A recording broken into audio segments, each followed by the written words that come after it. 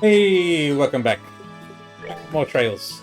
We've just reached Zeiss. And it's strange because we've been here 5 minutes and no disasters have happened yet. What is it we were doing? Alright, we had this temporary librarian one. We need to find the book that's been hidden somewhere where there's 4 pillars. It's possible we've passed it already in our exploration, but I'm not going to go out of my way to look for it. I think we've probably got a while on that. Right, so this is our next part.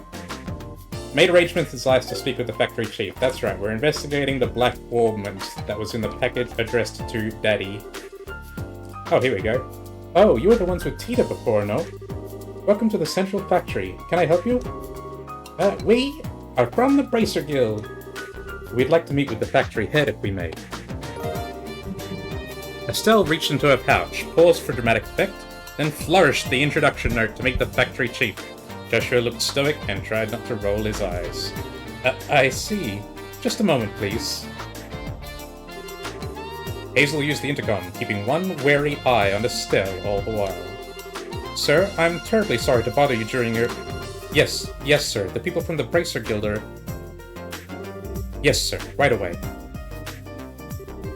Thank you for waiting. Factory Chief Murdoch will see you now. His office is upstairs on the 2nd floor. Nice! I didn't think he'd see us so quickly. Let's not keep him waiting. And take this elevator.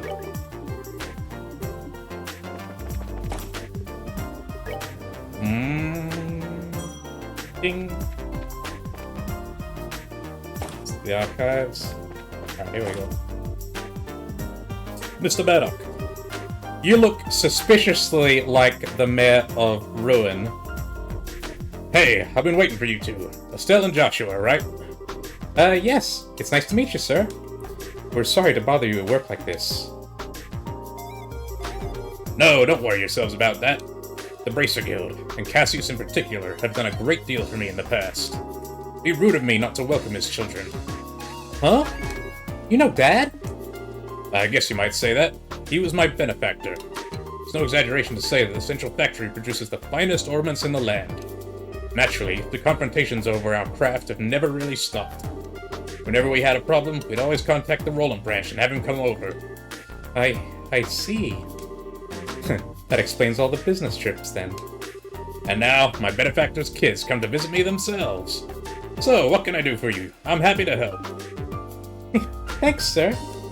It's kind of a long story. Joshua and Estelle explained to Murdoch about the events surrounding the mysterious black ornament. I see. Well then, would you mind if I had a look at this ornament? Sure, no problem. Estelle produced the black ornament and handed it to the factory chief. Now this certainly is an oddity. It's obviously made from modern materials, but the caliber isn't inscribed anywhere. Caliber? You mean the numbers that are carved into the ornament's frame? Exactly. It's almost unheard of for an ornament to be produced without them. That's not just in Liberl either. Most other nations on the continent are the same way. It's been a tradition dating back to when the ornaments were first invented, 50 years ago. Huh, you don't say. Estelle took out a combat ornament and eyeballed it suspiciously. You're right. There are numbers right there. Crazy. You mean to say that you've never noticed in all this time? Oh, you hush! Seriously, is it really that strange for one to have no caliber on it? It's pretty much a part of the production process, and that goes for any orbital factory. As if this one were a prototype or something. If so, I'd imagine it wasn't made to entertain at birthday parties, if you take my meaning. So, less with the sweet and awesome, more with the stabby hurdy. Got it. Of course, I can't say for certain without looking inside. Huh? What is it?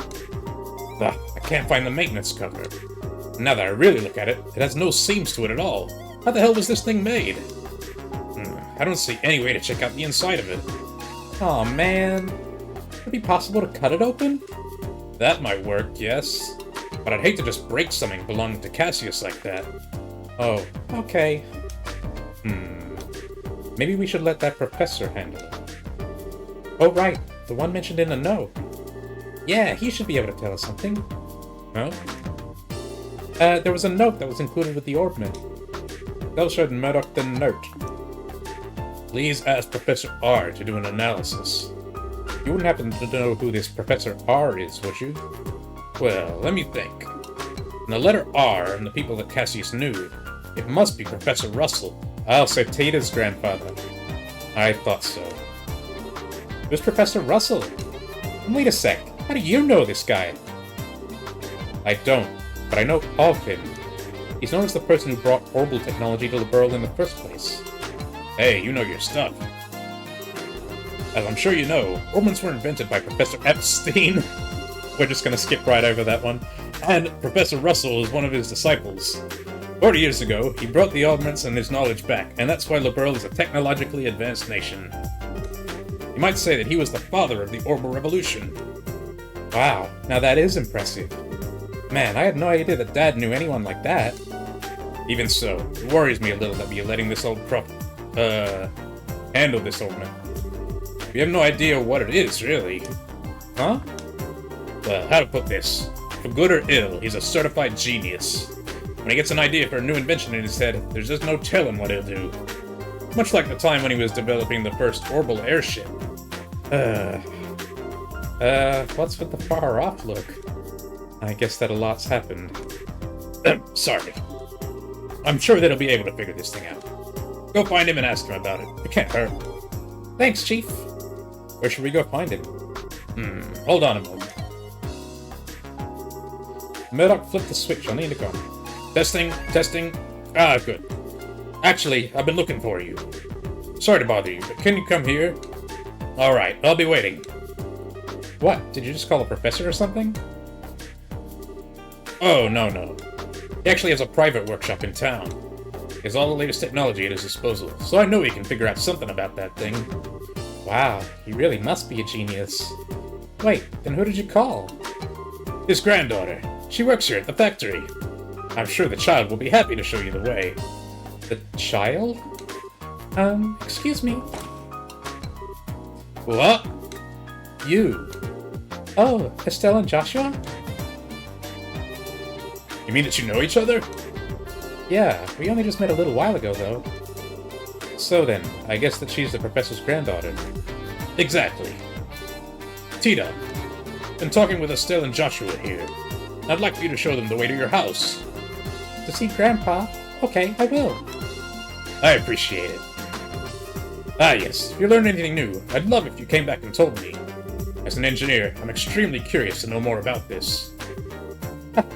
Sure thing. You'll excuse us then. Hey, I didn't think you'd be coming. And you're even the granddaughter of the famous professor.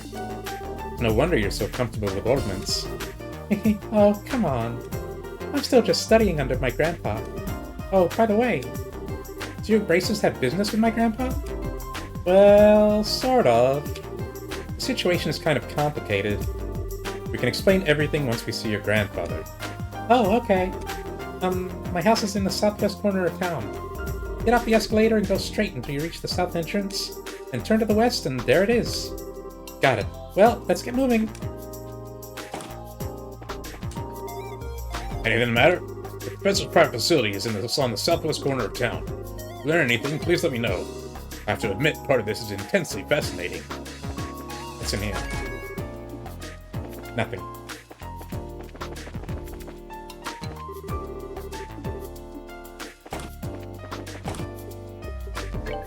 Can we talk to other people now? We need a researcher who can help work on Arceo's new experimental engines, the center of the ship's design, so we can't just have anyone working in there. It won't be easy to find such a person, but we can't leave the Arceo's engine as is. I think we may need a fresh point of view on it. Hey, Tita! How'd it go changing those lights in the Chaldea Tunnel? Well, it went okay. Went okay? You did change the lights though, didn't you? Oh yes, I changed them all. Okay then, good work. You're lucky you had a couple of braces with you on that last assignment, eh? When I was younger, I got into all kinds of scrapes. Yes, I can imagine. I'll be careful. I can't find that blasted paperwork anywhere. Might be faster to just pull out all the blueprints and start over from scratch.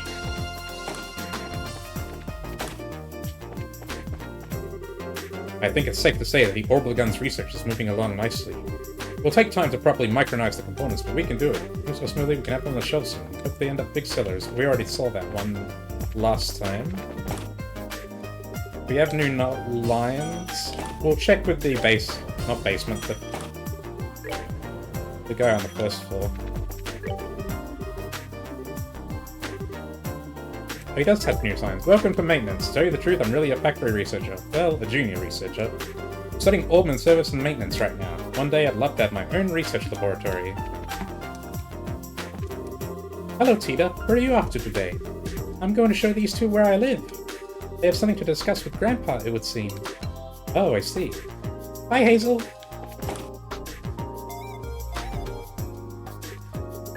Anyone talking down here? That's the way out. I am pathetic. What did I see in that guy? He's not good looking, that half-asleep expression on his face all the time. He didn't have any real redeeming qualities. I heard a rumor that Faye just broke up with her boyfriend. Now's my chance! Oh, wow, her with my mad work skills.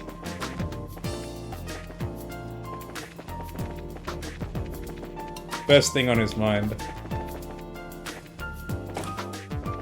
Okay. Zoom. Why, hello, Tita. How's your grandfather? Is he doing well? Yes, ma'am. He's still as healthy as ever. That's good to hear. The strange work schedule he keeps is sure to catch up with him eventually. Please tell him not to miss his next checkup. Yes, ma'am. I will. Tita, you've definitely picked up your reasonable nature from your grandfather. He's always coming up with the most outlandish excuses to miss his checkups. It's rather like dealing with a small child.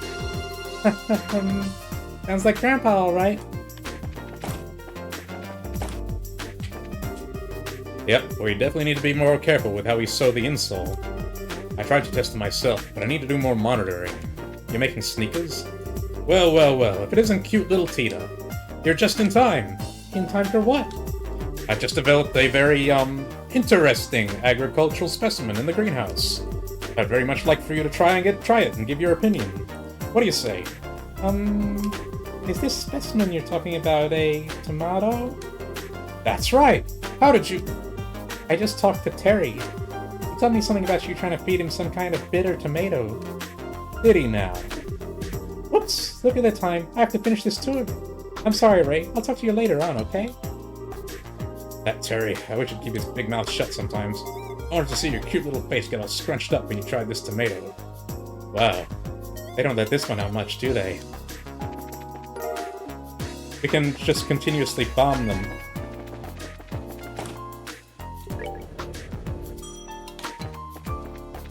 Normally I would say tomato, but when I'm doing the voice, I instinctively go to say tomato. Oh, hello, Tita.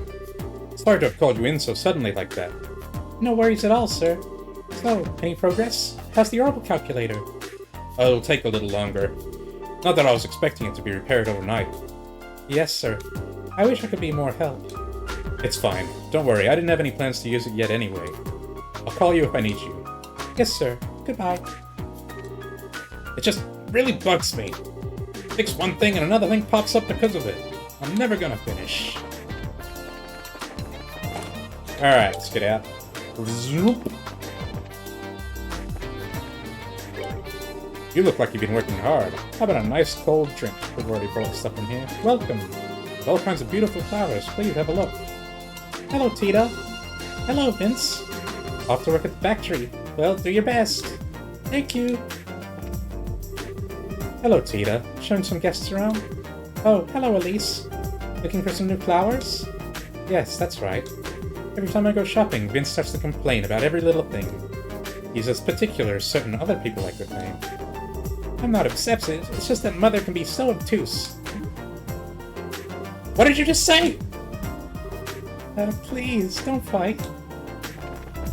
Tita knows everyone.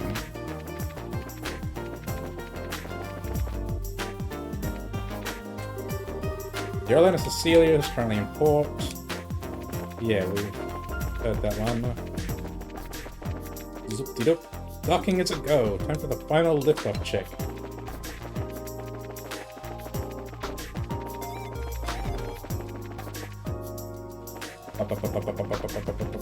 Down we go. We went down the up escalator, but that's fine. That's incredible. Staircase that moves. We're seeing that out as well. I don't think we need to talk to anyone. Oh, are you all bracers? Seen? Yeah, okay. Alright, we don't have new dialogue in everyone.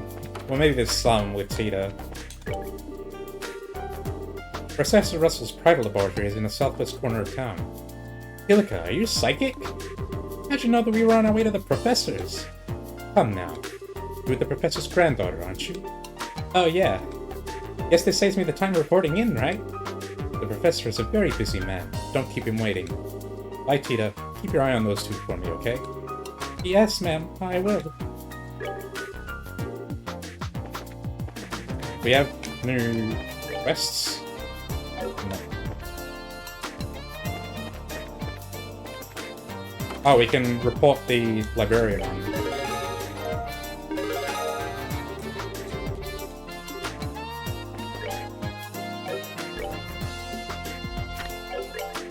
More monies.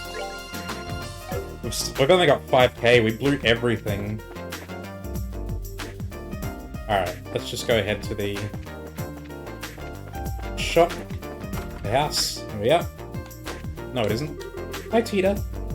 Uriel, finished with school? Don't be silly, Tita. Sunday school isn't today. Oh, it wasn't? Tita, dear, you need to rest. And come to school sometime, too. Everybody wants to see you again. Okay, I've just been real busy lately. I'll come back as soon as I can. That's a promise, right?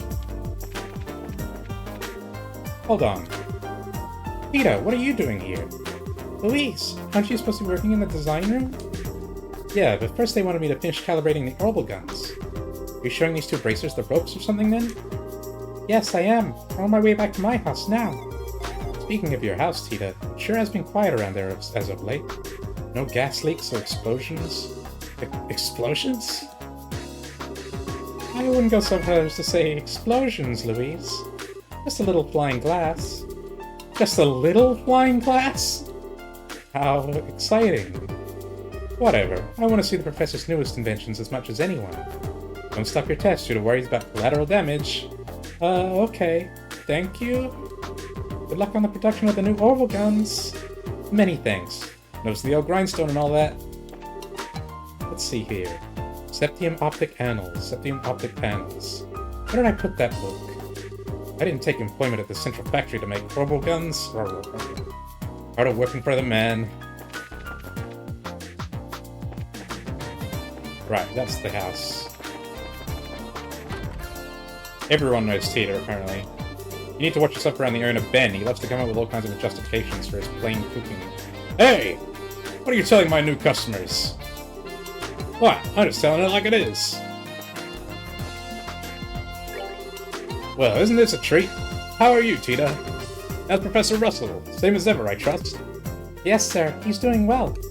He's been spending all of his time lately working on new experiments. I don't know if that's entirely healthy.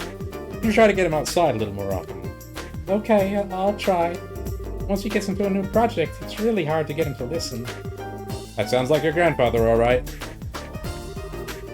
I know the soup was a little strange, but when I tried it, it was delicious. Throw it all in a pot and warm it up. I'm impressed. You're not just some lazy slug after all. What? People tied up in research have always been seen as having health issues. That's how Provincial's ice food came about. Easy to cook, easy to eat, and nutritious. These ice cooks all make our recipes around those three basic criteria.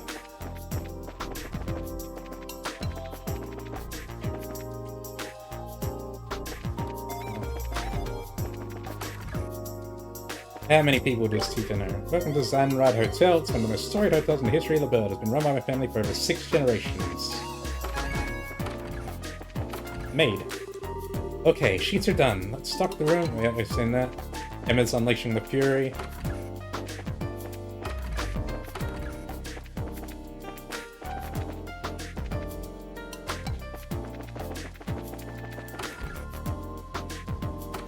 We're just in there.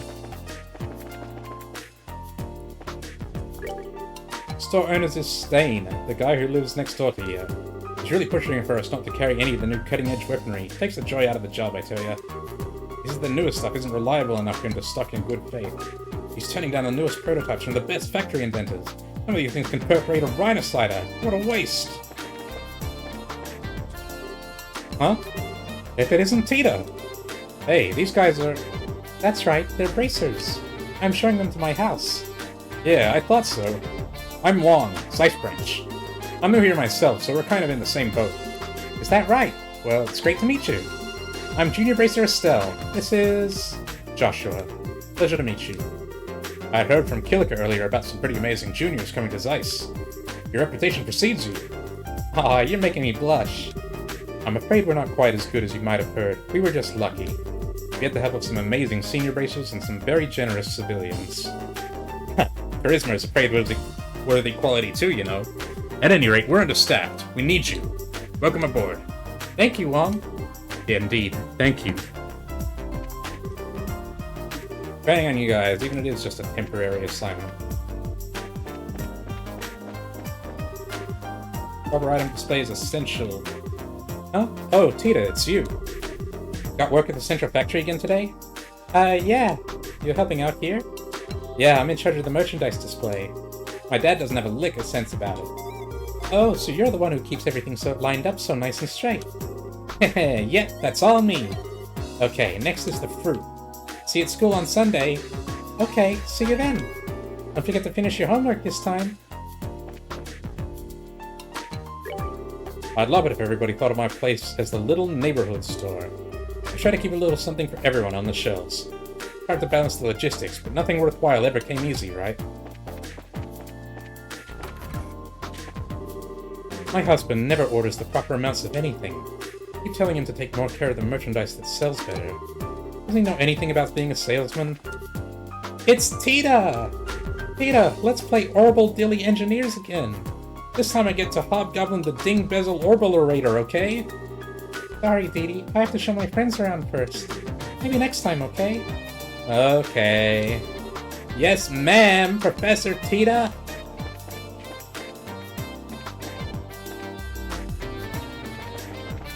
Alright.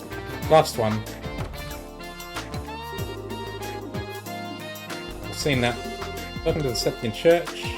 You must recognize Tita. Hmm? Is that young Tita I see? Hello, Father. It appears your grandfather is as busy as he ever was. When your workers slow down, we'll be eagerly awaiting for you here at Sunday school. You're still a child, Tita. I think it's important for you to spend time with other children. Yes, Father. I'll try. You need to talk? I'm always here, ready to listen. Church is not solely a house of prayers, you know.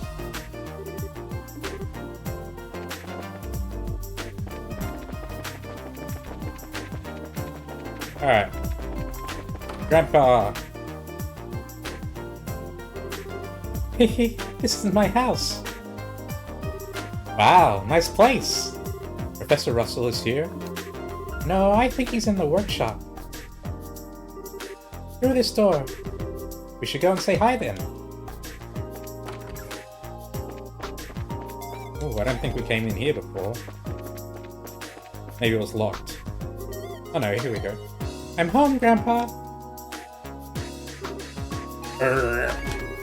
Okay, maybe this way.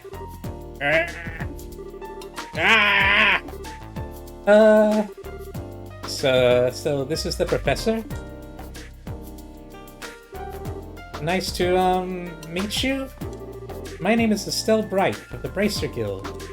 We actually came to get your expert opinion on... Got it! I did it! It's finally complete! That's right, who's the man? I'm the man! Yes, I should start testing it at once! Whoa! What the hell? I'm sorry, Estelle. Grandpa kinda goes into a trance when he's working. He doesn't really notice what's going on around him. I think he just finished up the device he's been working on for the past few days. Ah, I see. He really is something. Oh, he's something, alright. I'm so embarrassed.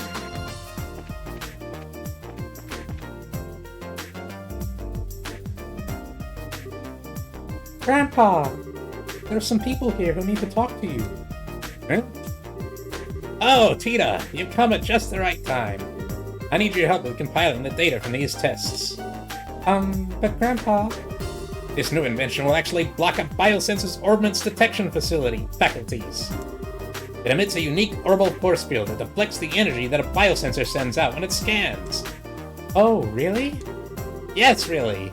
Since when do I overstate my own accomplishments? Now, come on, we got testing to do. Right. Professor Russell and Tita begin working.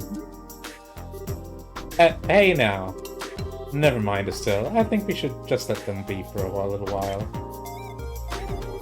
Hey, you with the black hair! Who, me? Who else? On the upstairs bookcase is a notebook titled Orbital Energy is Applied to Force Fields. Go get it! Come on, be quick about it. Alright. Okay. Wait, Joshua! Hey, young lady! With you with the antenna hair! Antenna? Oh, no you didn't! Quit farting around, make some coffee! Why should I have to make you coffee? I take it black, by the way. I want it clear as mud. You're not hearing a word I say. Fine, whatever.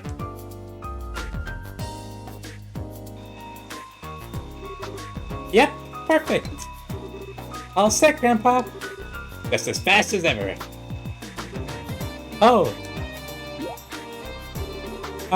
Where are Estelle and Joshua? Who? Come to think of it, I do vaguely recall a couple of young folks. Murdoch sent along some fresh faces then, I presume. Grandpa. And so Estelle and Joshua inadvertently wound up as assistants to the experiment. The many small but relatively harmless explosions and some singeing of the eyebrows, the day gave way to evening. Sorry about all that. I just assumed you were both new employees at the Central Factory. It's only natural that you end up being drafted as assistants. This is no laughing matter. Especially since the only thing you had helping me with was making coffee. You can bang metal parts together too, old man. Relax, Estelle. We got some valuable experience out of the deal in the end. We often just won't get to participate in startup tests on a brand new type of orbment after all. Well now, you're a bright lad then, aren't you? Want you to give up this bracer nonsense and start up in the field of orbital engineering? Grandpa, I'm really sorry, guys. I guess I got caught up in the moment too. You don't need to apologize, sweetie. But I thought the father of the orbital revolution was going to be some really amazing man. Not some old fart with attention deficit issues. Please, you're too kind. Moving on. So, I'm being paid a visit by the children of Cassius. That's quite the surprise. So you really do know our dad? Yes, from way back when. I've known him since his army days, some 20 years or so. I've met him too. He had the really nice mustache, right? Well, I don't know if I'd call it nice so much as suspicious looking. But if he's known Dad for that long, looks like we'll be safe in trusting you-know-what with Professor Russell after all. Yes, I have to agree. Huh? What are you talking about? And what was it you wanted my help with? Well, explain. I see. Wow, a pitch-black orbment. Yes, most intriguing. And with no inscribed caliber or seams. Look at that frame, too. Professor Russell produced a cutting tool from his belt. Without a word, he pushed the blade's edge against the outer shell of the orbit. Wait, what are you doing? It's a special alloy steel cutter. Just as I thought. Here, take a look. Oh, okay. Stella, Joshua, and Tita peered intently at the black orbment. Huh? There's not even a scratch. The frame is made from some type of metal that I've never before encountered. Opening it up for a closer look is going to be quite the task, I think. That's just crazy. If we can't find some way to open it, we'll be right back to square one.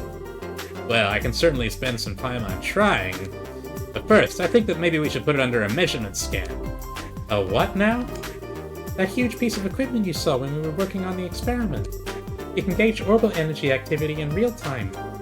You're making my head hurt with your technobabble. Just tell me what using that thing will accomplish. To put it in layman's terms, it allows us to see just what this orbit does. We won't be able to draw any definitive conclusions just from measuring what kind of orbital activity is occurring, but it's a start. And that should give us a major clue. Indeed. So, without further ado... Grandpa, shouldn't we have lunch first? Sure! Estelle and Joshua, you're both welcome to join us. I can't promise it'll be anything special, but... Sounds great to me. We'll even help with prep. Alright, come on then. I got a bit to do while lunch is prepared. No, I want to see it too. No fair working when I'm not around. My house, my rules. What is up with these two? Now I see where she gets it.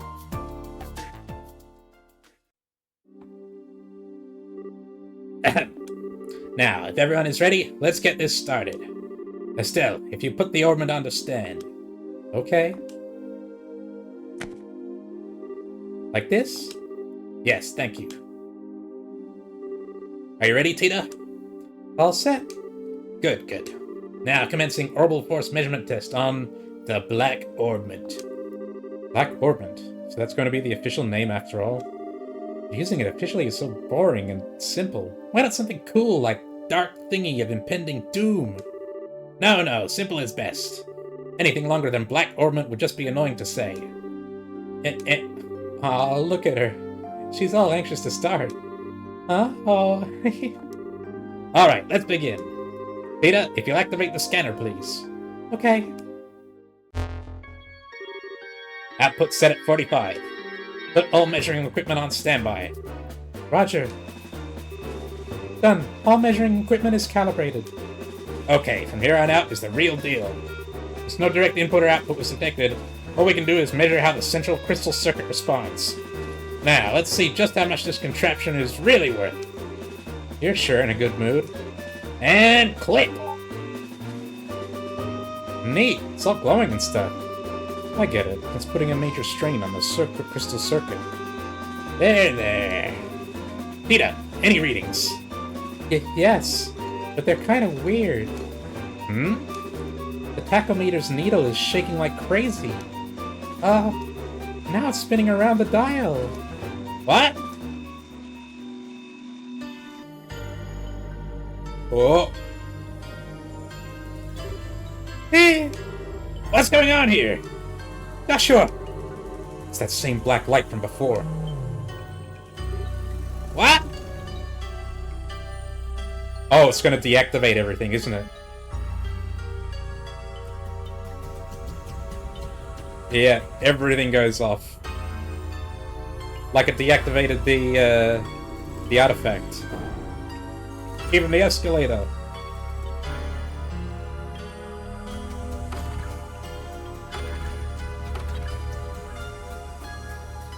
This is what it's like when the power goes out in the neighborhood. Everyone comes outside like, huh? Grandpa, it won't take much more of this. We have to shut it down. Don't you dare! Just a little longer and we'll have something. Wait a second. All the lights in town are going out. Huh? What in? We had no choice then. Terminating the experiment.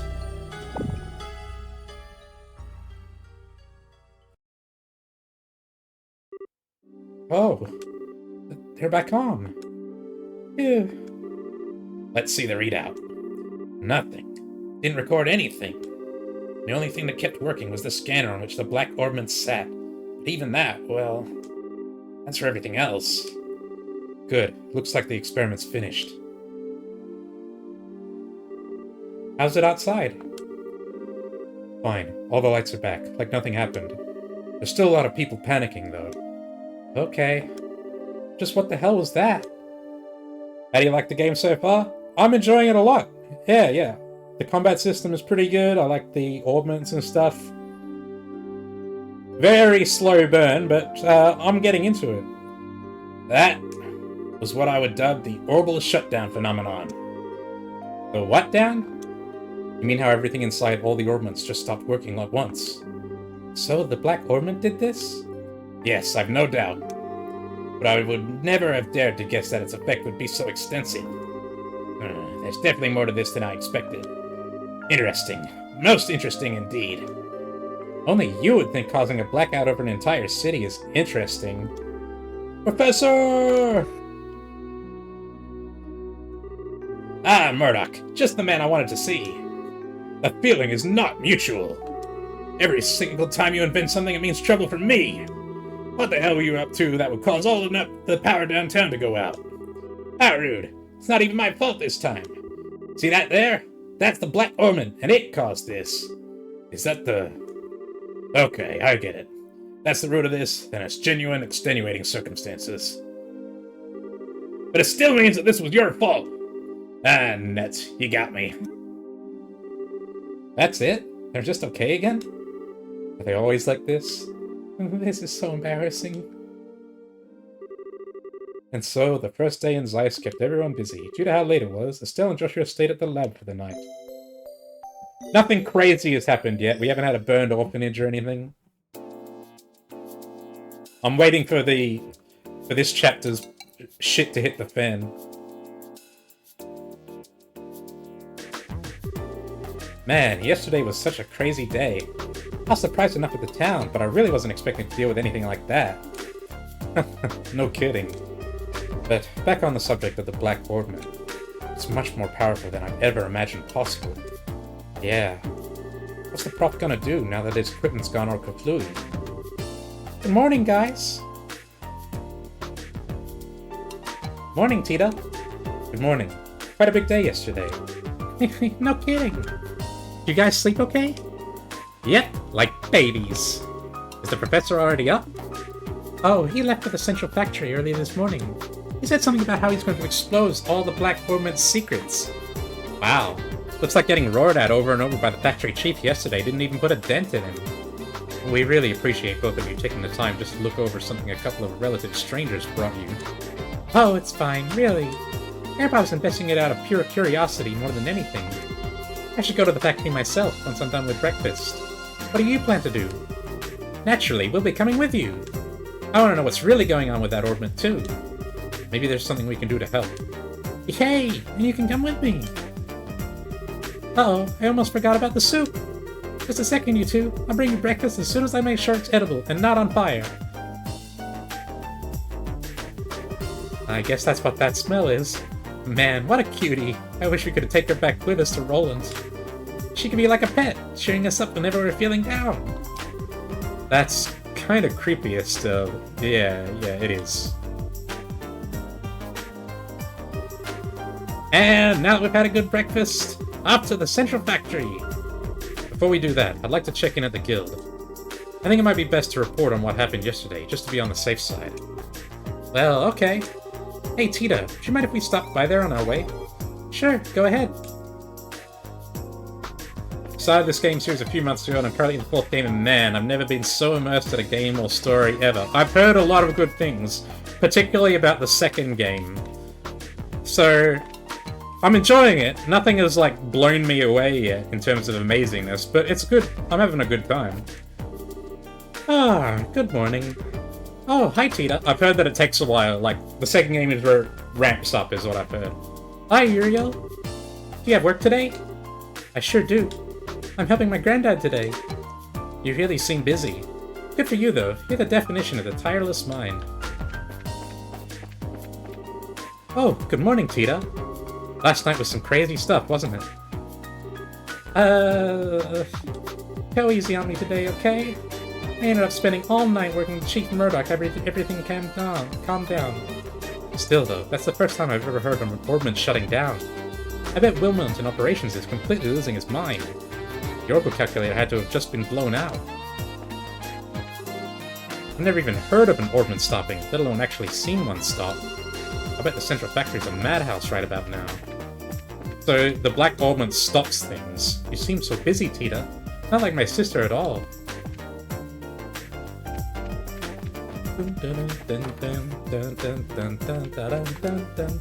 I swear, everybody running around like headless chickens just because the Orbman stopped working. Try to think about life before we had them. Why, when I was young, what were we talking about again? Of course, it'll be a big problem if Orbmans stop again like they did yesterday. Kids today can't even imagine a world without Orbmans in it. Lights, heaters, vacuums, laundry. Pretty much everything in our daily life depends on having the Orbmans. Think about it that way really makes you admire Professor Russell even more. I tell you, I couldn't believe it yesterday. I was bussing a table on the 2nd floor. I I was just coming down the stairs when suddenly everything went black. I didn't even know how I didn't break the dishes. I wonder if orbital technology as a whole is going to tie into the central plot somehow.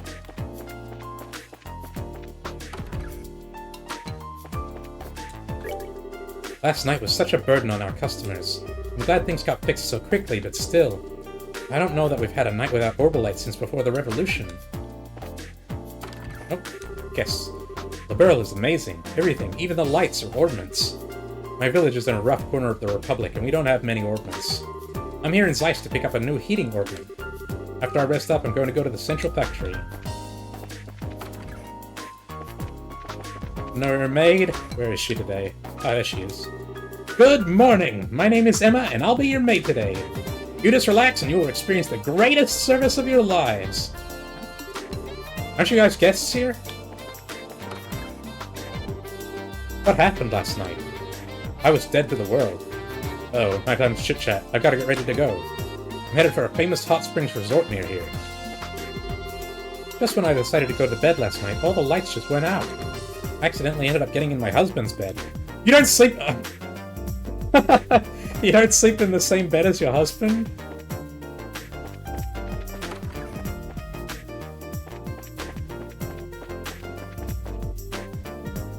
I guess they were singles in this hotel.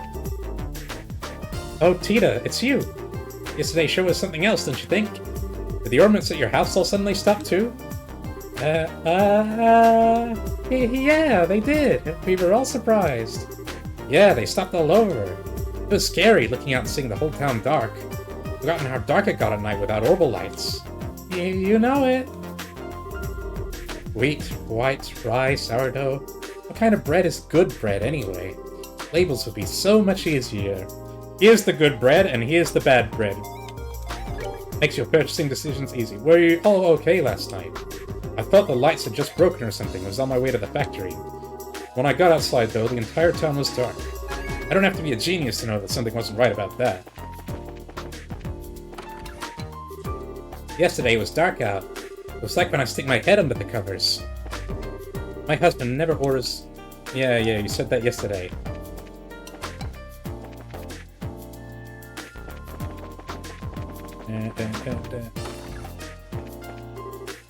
Oh, good morning. Nothing like starting the day with a morning prayer. Close your eyes and you can forget all about ordnance.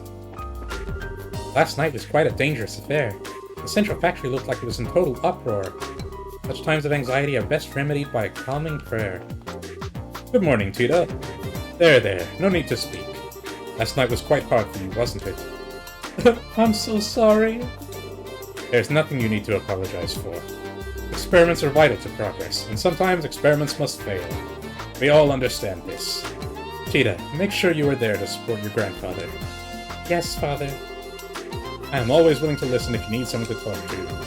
If any problems, I welcome you to bring them here. What a nice feller.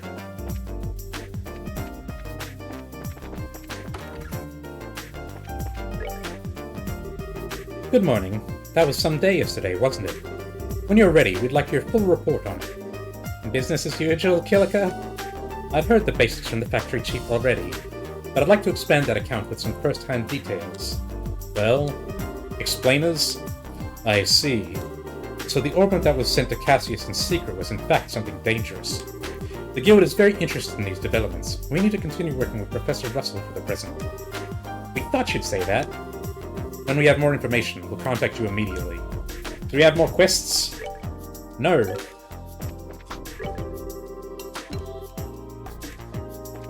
Anyone upstairs? Yes. What? An assignment? You? Now? Yeah, just a little one. The army kind of asked for me specifically, so I'm off to the capital. It's not just you, anyway. You've got those two juniors. Put your heads together, you'll be fine. I won't be gone more than a couple of days or so. Yes, sir. I'll do my best. Good, and relax. Hello. Who's this? You guys have good timing. Estelle, Joshua. You're showing up at quite a convenient time. So it is you two. Just like Kilika said. Excuse me, are you on your way to the capital? Yeah, I was. A smaller crest came up. I'm leaving things here in Zeiss to you two and Wong for the time being. Don't burn the place down. So, yes, we could use your help. Sure, you can rely on us. We'll do our best. It's settled then. I'll leave things to you all. Gundalf won't be here for the time being. We'll just have to make that much extra effort. Got it, you two? Don't do anything that'll make me regret leaving you guys in charge. Make sure you give them a proper hand, Wong.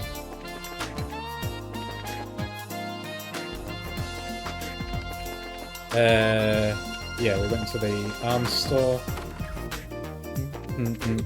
I love the music in this town. I was cooking dinner and suddenly the ordnance stopped. Luckily, it only meant that the stew my daughter forgot on the stove didn't get burned. I was making dinner with my mom when the lights went out. I ran outside and everywhere was black. I kind of lost it. Oh, I'm sorry, Muriel. How come? Why are you apologizing, Tita?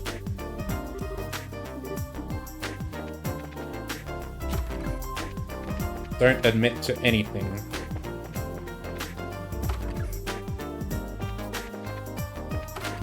This guy's not home. Oh, here they are. My husband said all the ordnance stopped running yesterday. Is that even possible? An horrible blackout. Something like that wasn't in the first edition theses. I suppose I need to find more specialized documents. It's weird how sometimes you run into, like, these 6-year-old kids who are, like, mega geniuses. I mean, I get it in the case of Tita, since she's, like, a main character. It's her thing. But all the, like, the tiny children are also well-spoken. Go away, bots. Hey, long time no see. Huh? Hey, it has been a while. Who's this? You remember that kid who was looking for the quartz shard in Roland, didn't you? Don't you? Oh, that was him! Remember? We took a request to find it a while back. That was a long time ago. Are you headed back to the Republic? Nah, the Central Factory. We made some cash in Gransel and have some shopping to do. Mom said we're going to take this mirror and stock up on ordnance. They say the eyes are the first to go, but she can still spot a good deal. I can see you're still an obnoxious brat. What? I'm only saying what everyone else is thinking. Yeah, did you check out these crazy moving stairs? I'll never get tired of them. Wow, that was a long time ago. I'm like 35, 40 hours or something into this game. And I still feel like I'm not even halfway through. This is a long-ass game. That's my brother over there selling drinks. Our dream is to make enough money to open our own store. Girl selling flowers over there, Irene, she's my sister. Go on and take a look at her flower shop.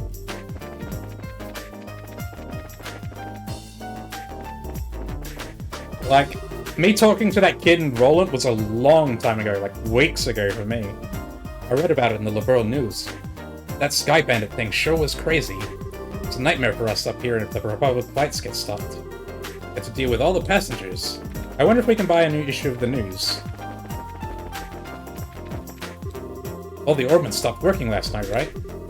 It's such a good thing it didn't happen during the day. I don't want to think what would have happened if there had been any ships in the air. Oh, true. That could have been bad. The engines run on ordnance. There's an official voice mod that voices all the quests in Japanese. I didn't know that. I kind of don't want to change gears partway through, though.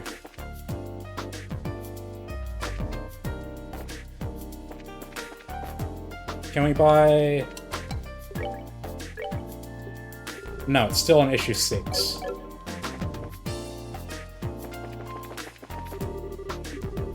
Ah, right. Oh, who are you? Phew, Zeiss at last. I probably should go to the Central Factory and see the ordnance selection. But first, a break. Let's find a nice place to sit. Yeah, maybe it's something I can look into for the second game. If and when I get there. Good morning. It's been quite a busy day so far. Had so many customers coming in thinking last night's incident was due to broken ordnance. Makes you realize just how many of Zeiss's citizens don't understand ordnance technology. Tita, everyone, how are you? Professor Russell is in his workshop on the 3rd floor. He seemed pretty impatient, like he was waiting on something or someone. Let's talk to the others first. That's the way out. We can talk to the guy out here, though. Is he out here? No.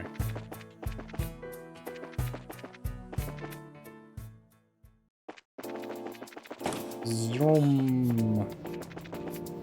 Oh, they're talking! I'd like you to start by checking the conveyor to make sure there aren't any problems as a result of yesterday's little incident. When that's done, run a safety check on the outside machines. Oh, it's work stuff. Roger! I'll start with the conveyor then. I thought they were flirting.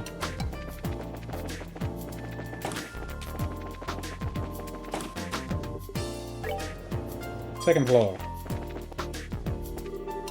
That's Igor over there. He's such a pain in the butt. I can totally see why he's lived his entire life single. Okay. Little rude, but okay. I came out here to look up some stuff about what happened yesterday. And look around. All this mess. It's because she ain't doing her job. I think she's getting paid to do this. Yeah, you are a little bit of an asshole. Good morning, everyone. Good morning, Mr. Murdoch.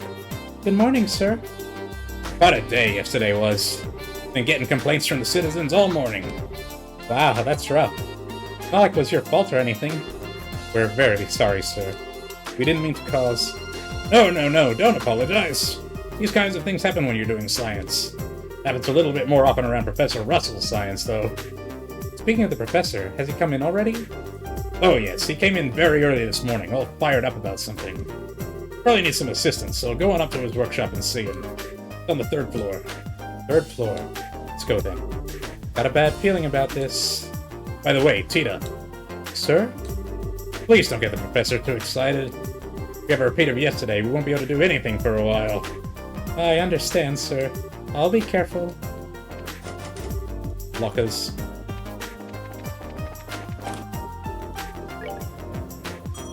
Who's on 5th floor, though? Cat's here. Good morning to you. It seemed yesterday was quite stressful for everyone. Doctor? Was everything here alright? The clinic isn't quite tied to the rest of the factory, so things were mostly quiet. Everyone was running about until all hours, though. When I came in this morning, I found Antoine asleep on the bed. Poor little dear was exhausted. Antoine? That's what we call the cat. He's been living here at the factory for a while. He doesn't have an owner, and he tends to be cared for by anyone who feels the urge. So he's kind of like everybody's cat? Yes, something like that. Though I'm sure Antoine has little desire to be formally owned by any one person. Do be friendly to him if you see him around the factory. Of course! Now that I've introduced you to Antoine, I believe it's time for me to return to work. Weren't you in the middle of something yourself, Tita? Yes, ma'am. I was on my way to talk to my grandfather. Professor Russell should be in his workshop down on the 3rd floor. He came in especially early this morning. 3rd floor workshop. Got it. Let's go. Yes, we probably should. Goodbye, Dr. Miriam. Bye. Hello, little cat. And now my real cat has come to visit. He's hanging out on the desk. What a night that was. We were rushing to finish our test units when suddenly everything just went black. I almost glued the souls onto the desk. The incident last night was pretty fascinating, wasn't it? I heard there was some kind of interference with the orbital generators. That was new to me. Everybody's calling it some kind of disaster. Surely someone got something from it. What do you think, Tita? Yes. Very fascinating. I'm sure I could have guessed you'd say that. You do take after Professor Russell. Terry's a completely different story, though. Another free tomato.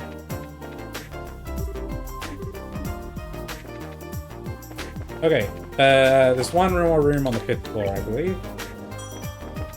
That's out to the balcony. Good morning, all. I was quite surprised today. Since I came in this morning, the orbital calculator seems to be working well smoothly. If things continue at this pace, we can look forward to work as usual in a few days. I don't exactly know why, but I'm feeling much better. Since this morning, the readings on the orbital calculator have been rock solid. After I spent all that time tinkering with it before, why is it working now? Did the black orbment fix things somehow? Anyone on the roof? Nah. Not a surprise, I guess. Whoa. That's...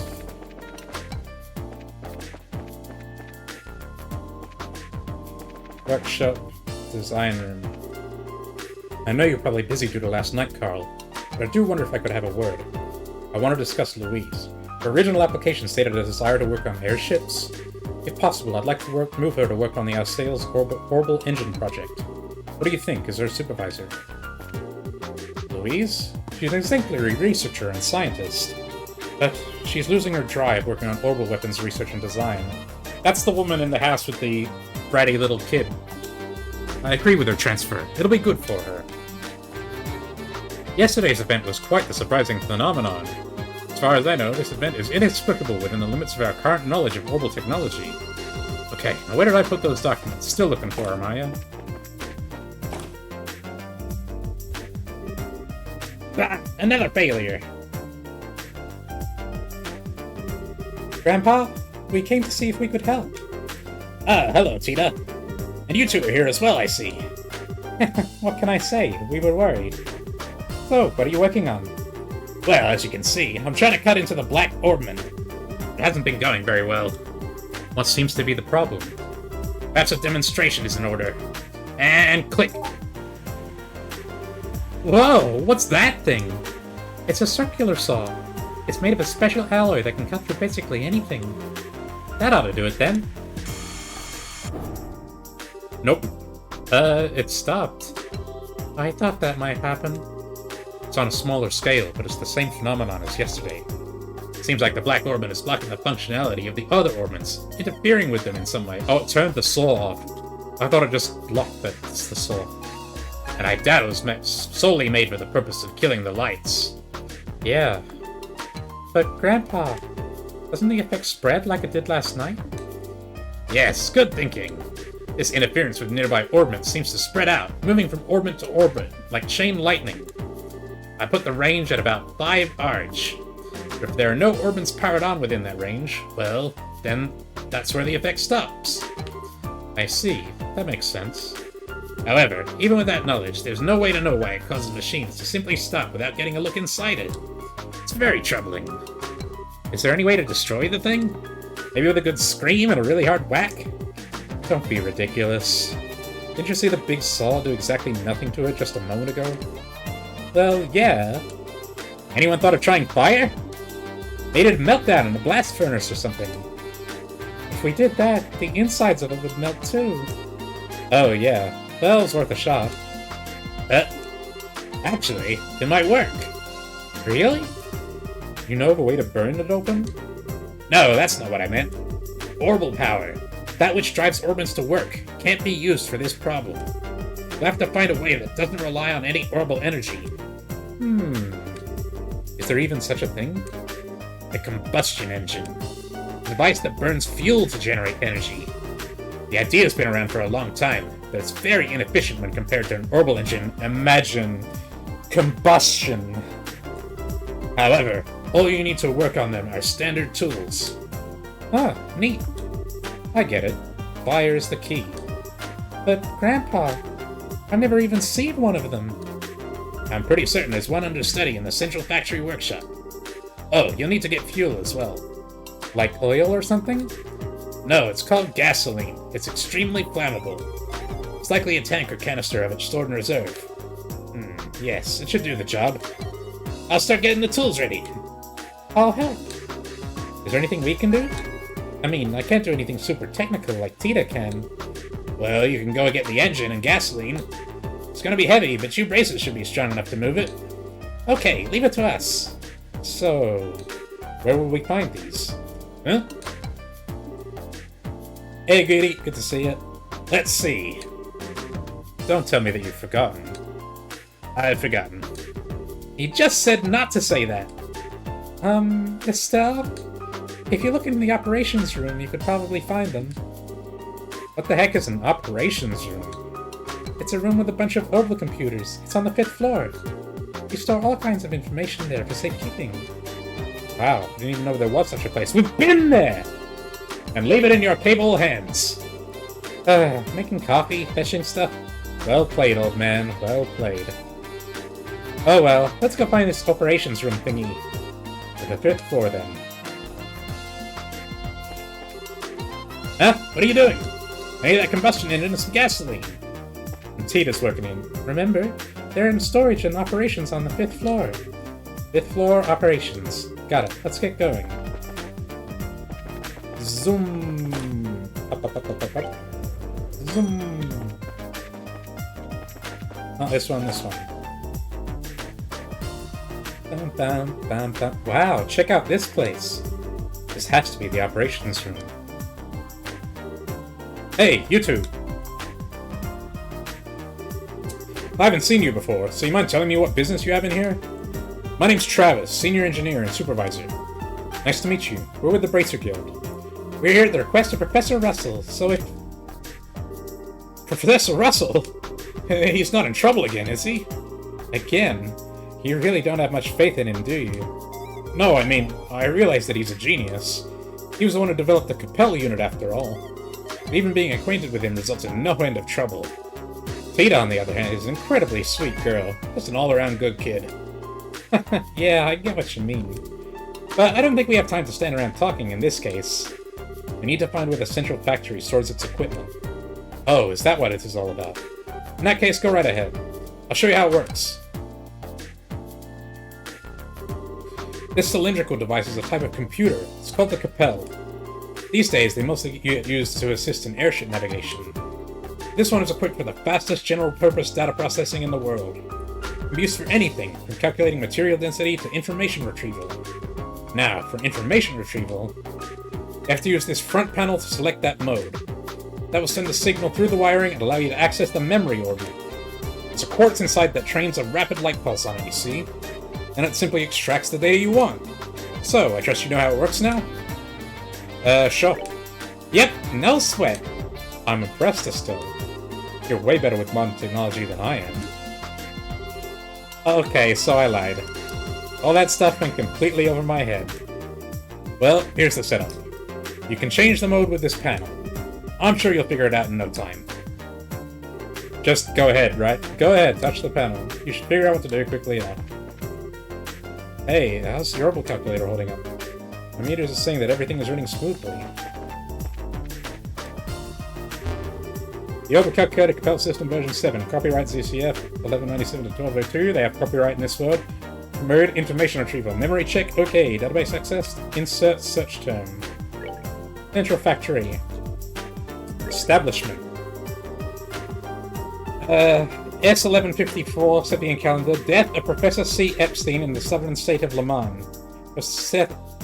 S1155, Professor A. Russell returns to the Labelle Kingdom. He presents the spread of Ormond technology to a chilly reception. S1157, Professor Russell forms a partnership with the Zeiss Clockmakers Union. Together, they establish the Zeiss Engineering Factory, later renamed the Central Factory. 1160, Edgar III, after an inspection of the factory, donates a large amount of money to further its research. Professor Russell becomes the first factory chief. 1162, Edgar III dies and Alicia II assumes the throne. 1164, construction is completed on the Langland Bridge. 1168, the first orbital-powered airship, the Calatrava, is completed. 39 failed test flights before success was achieved. 1173, the Zeiss Engineering Factory is renamed Zeiss Central Factory and begins sharing technology with the Verne Company and Rheinfeld Company. 1175, the Labelle Orbital Ship Corporation is established and the transit commuter airship the Lind is commissioned. 1177, transit commuter airship the Cecilia is commissioned. 1178, factory airship the Leibniz is completed. 1180, the Zeiss Central Factory is dismantled and reconstructed at its current site. The partially underground factory in the Chaldean Hills is completed. 1182, Professor Russell resigns from his position as factory chief and is succeeded by Murdoch. 1185, Natural Science and Medical Research divisions are founded. 1187, the passenger ship Eterna sinks in Calvard waters. Crown Prince Judas dies.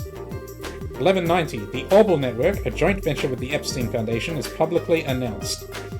1192, outbreak of the 100 Days War. The Central Factory is taken by the Erebonian Army. Professor Russell develops patrol airships at Leiston Fortress, which he used to mount a highly effective counteroffensive and soon became central to the Royal Army. 1193, Labelle and Erebonia signed a peace accord. Ormond exports to the Erebonian Empire resume. 1197, version 1.0 of the Capella Orbital computer is completed. 1199, development commences on the high-speed cruiser, the Arsail. Then 1202, the RCL is completed and flight tests commence. So that's the year we're currently in, 1202. Universal Tech. Oh my god, there's lots. Orbments. Entry, orbment. General term for devices that draw orbital energy from septium, invented 50 years ago by Professor C. Epstein. The clockwork mechanism inside causes a reaction between quartz, which in turn produces a variety of different phenomena. Their greatest advantages over combustion engines is that the orbital energy within them is gradually restored over time, and the variety of different phenomena they can produce. They are also much more economically efficient. They can't be infinite batteries, though. If the energy is being restored, they're getting energy from somewhere else then, right? It's not coming... They're not just generating energy. They must be, like, absorbing energy from elsewhere. Unless this is just a universe where entropy does not exist. Which is entirely possible. I'm really wondering if orbments and orbital energy is going to become a central feature of the plot. Like, is that why the Empire invaded? Is because of, like, technology or something like that? Or, like... Yeah. And, like, maybe we're going to discover something about orbital energy that turns the world on its head or something like that. Anyway, crystal circuit. Quartz. An electrical circuit with a crystalline structure made from processed septium fragments, sepith. Rhineford was mentioned here too, they also have all the stuff. That's an Empire company then, I guess. Yeah, right. They're the Erebonian company. Yeah, I'm just sort of wondering if orbital energy as a concept is going to be relevant to the greater plot. Besides just, you know, more than just in the ways it already is, in the sense that we use orbments and arts and things like that. Like, are we going to, as I said before, are we going to discover something about orbital energy that reveals something bad? Like, I don't know, like maybe orbments are destroying the environment or something like that, and then it turns into a story like that. Of course, I'm just thinking out loud, so I don't want any future knowledge. Just saying my theories so you can get a read on what I'm thinking. Anyway, an electrical circuit within a crystalline structure made from processed septium fragments, sepith. They serve as an energy source, but also cause varied phenomena, which are only seen when they are placed inside an orbment. Septium. A grouping of 7 gemstones found throughout the continent, prized as jewels for eons. It was also regarded as a symbol of mystery. The invention of technology to refine and process septium fragments too small to use as jewels, called sepith, and make them into quartz, resulted in a massive increase in the importance of septium as a resource across the continent. Yep, we heard about that. Yeah, I'm pretty sure I heard Rhineford before. I just wasn't sure about what where it was located. What their deal was. Entry. Orbital ships. Orbital airships or orbital ships. Commonly regarded as the crowning achievement of orbital technology, enables the power of flight by combining a flight engine to control gravity and an orbital engine to provide vast amounts of energy. Because of the need for high-efficiency orbital energy transfer and the complexity of controlling the airship, many modern orbital ships are equipped with highly capable orbital arithmetic logic units. Orbital ships less than 20 ARG in length are simply called airships. Interesting that they invented airships before cars.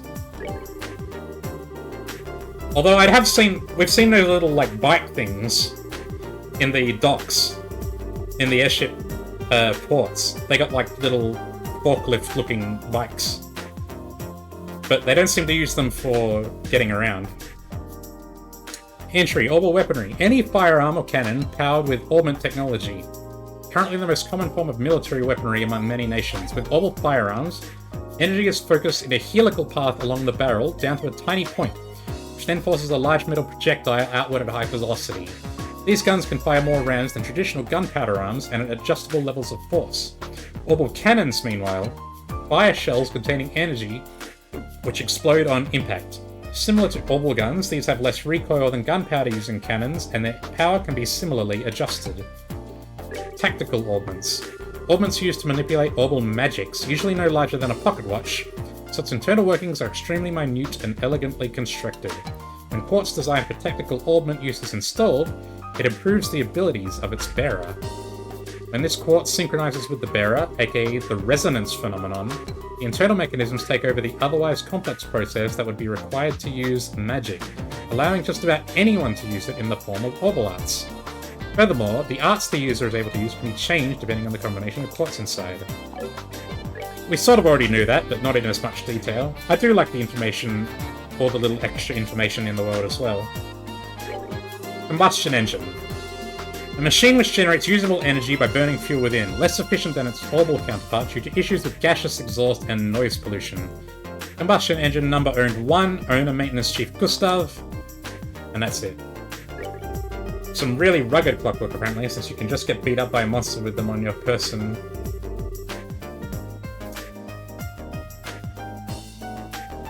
As in, they attract monsters. Entry: gasoline, a liquid derived from the purification of naturally occurring hydrocarbon compound known as petroleum. Used primarily as fuel for combustion engines and as an industrial solvent. Public manufactured gasoline. Emergency stores 20 mid-sized tanks. Repository: the Augment Manufacturing Factory. Haulage vehicle. Any wheeled vehicle powered by orbital energy. Widely considered uncomfortable to ride and very limited in speed, primarily used for transporting cargo. Is that why they don't use them as cars? Too uncomfortable. And not fast enough? That doesn't make sense, though. Surely if you put you could apply the same principles as the airship and put wheels on it, and it would work the same way, right? As the tactical orbits can survive the monsters.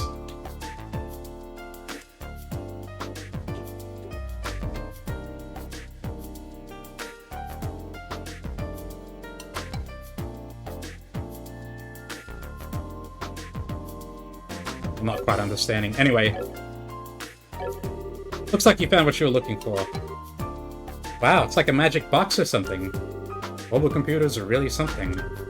As I understand it, Professor Russell's teacher, Professor Epstein, was responsible for the original concept. It was Professor Russell's talent that made an idea into reality. If only his presence of mind were on par with his intelligence. Well, Idios isn't the one to bestow 2 blessings on one person. By the way, where can we find the guy who has one of those combustion engine thingies? The maintenance chief, right? Where is he? He's currently overseeing the airfield, so you have to go there to speak with him.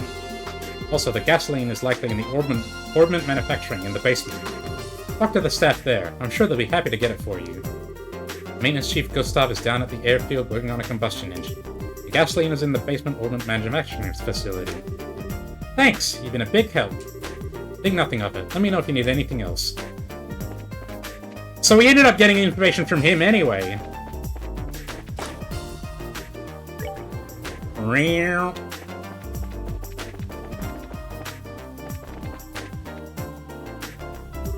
Excuse me. What's that? How may I help you? Stella and Joshua explained the task set to them by Professor Russell. You need gasoline? I think we have a tank of it back in storage somewhere. I'll check for you. Faye used the intercom. This is Faye. Got a request down here. You still have that tank of calibrated gasoline there in a warehouse, right? You send some down? Yeah, enough to carry. Thanks. Sending some for you right now. Sending? Holy! There we are. Classic canister. Is this gasoline? So that's what sending is. Neat, isn't it? This conveyor belt system isn't just for ordering goods. It's an entire network that connects the whole facility. Convenient. Professor Russell invented it. Originally it was just a series of tubes for sending products back and forth, like the internet. But the professor completely rebuilt the system into something a lot more useful. Of course, getting all the infrastructure in place was a gigantic pain in the... I can only imagine. We have to be on our way. Thank you for your help. No problem. I don't know what you're using it for. Be careful with that gasoline. It has a tendency to fireball. Got it. This is a jerry... Oh no, it's not a jerry can, right? The jerry can is the one that has the spout on it, isn't it?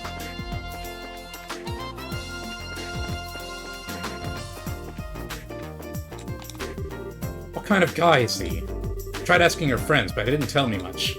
God, I just can't concentrate. Oh, he's asking the girl's friends about her ex-boyfriend.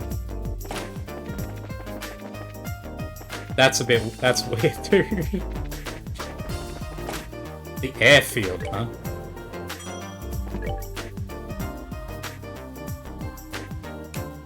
Where is that then?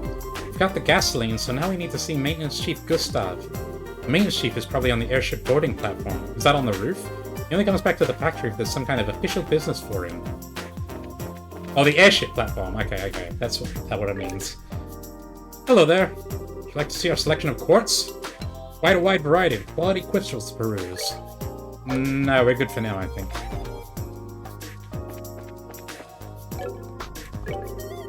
My dream is to have at least one store of our own someday. Leftover warm little store like the Bell Station.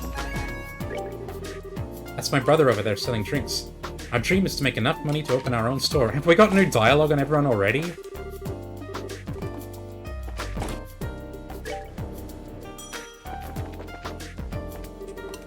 Can't Igor just read quietly? Doesn't he know anything about how libraries work? Can't seem to find that book I was needing to read. On the other hand, I did find some pretty fascinating stuff to fill my time. Ooh, I'll have to read this one sometime too. Dang it, if the book I need ain't here. Yeah, I guess it makes sense that, like, it makes more sense to develop an airship than have to build... Like, if you can do the airship first, then it makes more sense to do that rather than go to the trouble of building roads and stuff everywhere. Thank you for your time. I'd like to talk about the new orbital engine project we're running for the Arsail. Hello, Hugo. I've heard that Clive from Ruin turned us down. Finding a replacement for him isn't going to be easy. Oh, that was the airship guy in Ruin.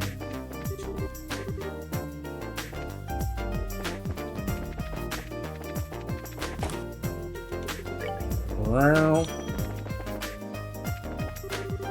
Yesterday's event was quite the surprising phenomenon. As far as I know, this event is inexplicable within the limits of our current knowledge of orbital technology. Steve said that before. So, she's to be transferred. I hear she'll be working on airships like she's always wanted. Good for her. I shouldn't think of this as a setback. I've got to get this new orbital gun into production.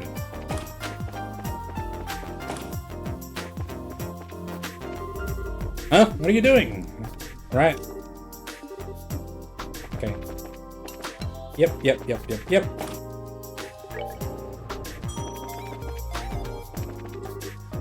Hello there, did you meet with Professor Russell? Yes, we did. We're helping him out right now, as a matter of fact. Got to go get something for him right now, actually. I see. Well, the Century Factory is a big place. See that you don't get lost. If you ever find yourself lost, go to the information desk on the first floor. Thank you, we will. Well, I need to start work myself. Please excuse us then. Thank you again. What unexplained incident are you referring to? The person being transferred? Well, we have our test units ready. We're just waiting for the testers. Looks like I need to adjust the insoles a little bit. Terry, you know the proposal deadlines for next term's thesis is coming up, right? What should I do? Got any brainstorms for me? Sorry. I'm pretty busy right now. Come up with something on your own.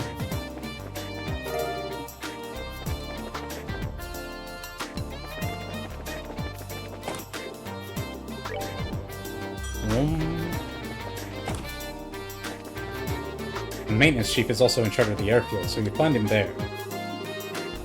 Yep, we got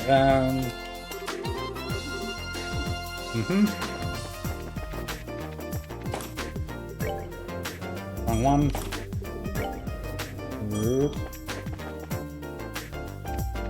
The other unexplained incident you might be referring to is all the lights going out last night when we were running tests on the Blackboard moon. Hi, need a flight? The westbound airship just departed a few moments ago. No, thank you. We don't need an airship right now. Wait, we need to talk to Gustav, was it? You mean the maintenance chief? He's not here at the moment. What do you mean, not here? He went to Leyston Fortress 2 or 3 days ago. Some kind of repair emergency on a military or patrol ship. Leyston Fortress? As in, the largest base in the Royal Army, out by Lake Valyria? Up in the north part of Zeiss. Wonderful. He won't be coming back from there anytime soon. So what do we do about the Professor's request? I don't know anything about that, but the Chief is actually on his way back. He just sent word to us. Oh, here he is. Oh, hey, airship! Speak of the devil.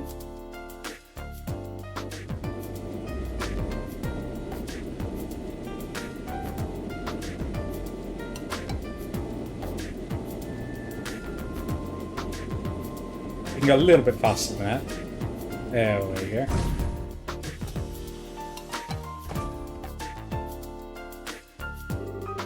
An orange airship. Hold the phone. Since when are public airships orange? No, that doesn't look like a regular public airship. The shape is wrong, and it's got work arms all over it. Now that you mention it... That's a central factory vessel, the Leibniz. The same model as the public transports, but it's had several modifications. It's used for large-scale maintenance and transport. Ha! A flying factory! Then the maintenance chief is on that airship? That's right. Now's your chance. You need to talk with him, no? We do. Thanks a lot. Yes, thank you. Maintenance chief should be on board the Leibniz, then you need to talk with him.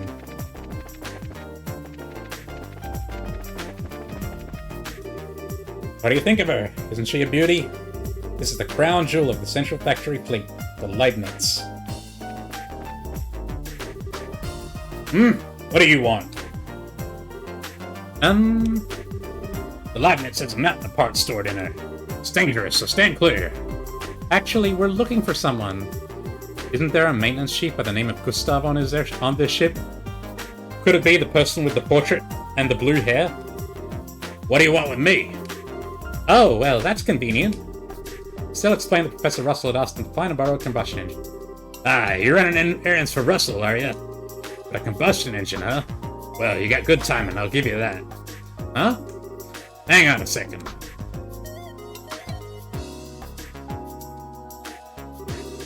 Does he actually have one packed onto this ship?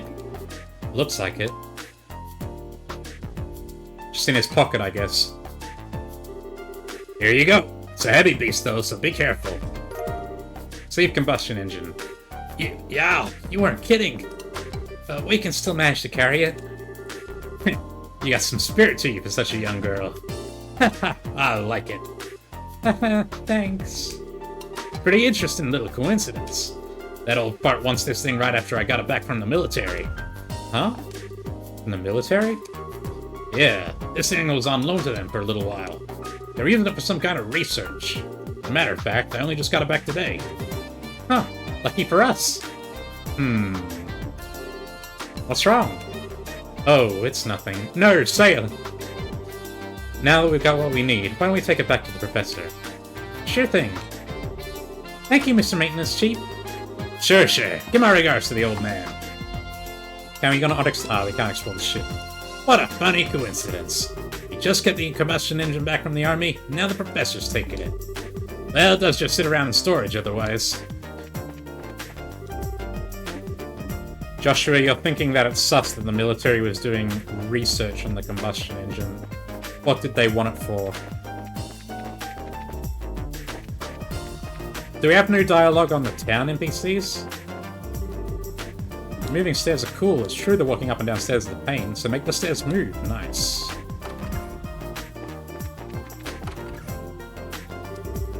My husband said all the Ormond stopped running yesterday. Is that even possible? That's the same as before.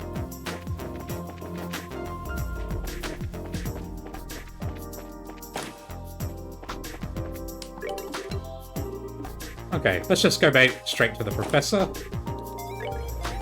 Zoom. We're back! And we brought what you asked for. Excellent! Thank you. You weren't kidding about how heavy this thing is. Yes, your brute strength was the most useful, girl. Perfect timing, too, because I've just finished preparing the tools. All that's left is to set up the engine and put gas in it. If you go put on the finishing touches, Tita? Yes, sir. That's all set. Wow, this thing is really clunky looking. Are all of these engines just like this? Yeah. It converts the energy given by the burning gas to power the tools. So this way, they don't need orbital energy. Indeed. Now let's not dawdle. Let me flip the switch. And click. Jeez, this thing sure makes a racket. It's definitely a lot louder than the orbital engines. That's one of its drawbacks, yes! I doubt we need fear activating the black orbit this way. Let's get started. Oh. Whoa! That's some serious sparkage. Okay, shut it down for now. We've seen how much physical punishment it can take. How much punishment our ears can take as well. Stella and the others crowded around to get a closer look. A tiny scratch is faintly visible. That's it? That's incredible! And with a special alloy saw, too! Whatever it's made of, it's tougher than anything I've ever seen. But if we keep at it, I believe this would work. We're gonna get through quite a few saw blades, though. So it's gonna be a real test of patience, then. Hey, Professor, can I talk to you for a second? Oh, have you already finished the modifications? Of course I have. Remember who you're talking to. Anyway, what is it? Is something wrong? I just received a message from the hotel in Elmo for you. The orbital-powered pump that supplies the hot water for their spa is broken down. As they can't make any money like this, they'd like for you to come and try to fix it.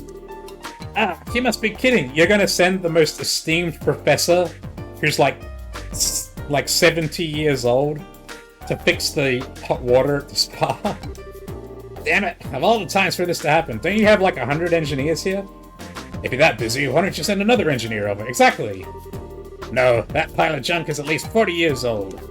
The younger techs have no idea what to do with anything that's not state-of-the-art. What a pain in the... Grandpa, maybe I could go over and do the repairs, you think? Huh? Peter? You took me there to help with maintenance before.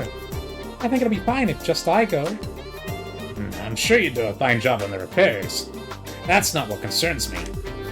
Agreed. There are monsters out on the roads. But we can't just leave Mrs. Mal like this. If that's the problem, why don't you let us handle this? Huh?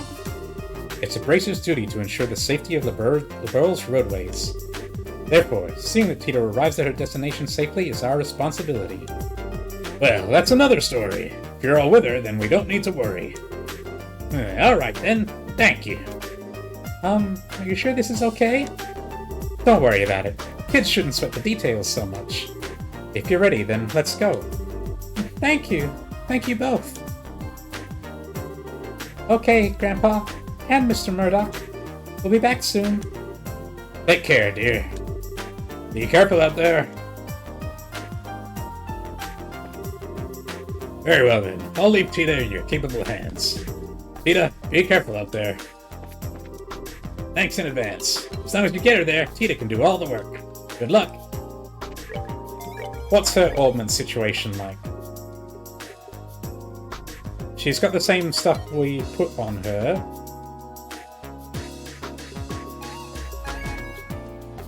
This is fine for now, I think.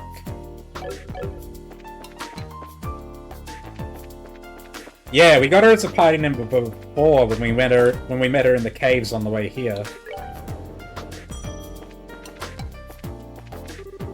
I mean, I could have that's strange. I could have sworn I left them here. Looking for something? She's got really low health and really low EP.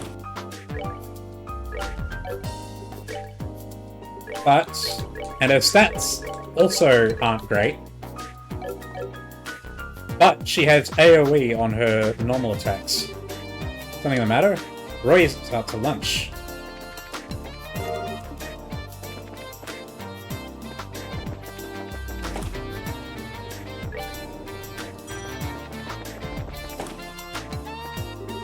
Hello, everyone. Did you find what you're looking for? Yep.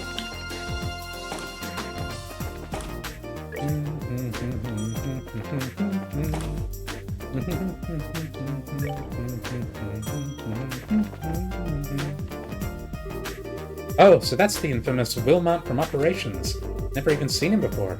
Doesn't look like much, does he? You know, he looks like the kind of guy who's always washing his hands and stuff. What the hell?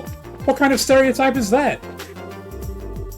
The shelf holds a book entitled Kitty Talk for Dummies. I haven't checked the other shelves in here. Oh, there's loads of books you can read. I already read that one. I believe the Capel's effectiveness was directly related to the orbital shutdown. I believe that when the Orbman shut down, it was able to do a complete reset. You could use that as a new maintenance technique. Turn it off and on again! Revolution! Septium Optic Annals, read. Published by the Zeiss Central Factory, the current state of orbital technology research.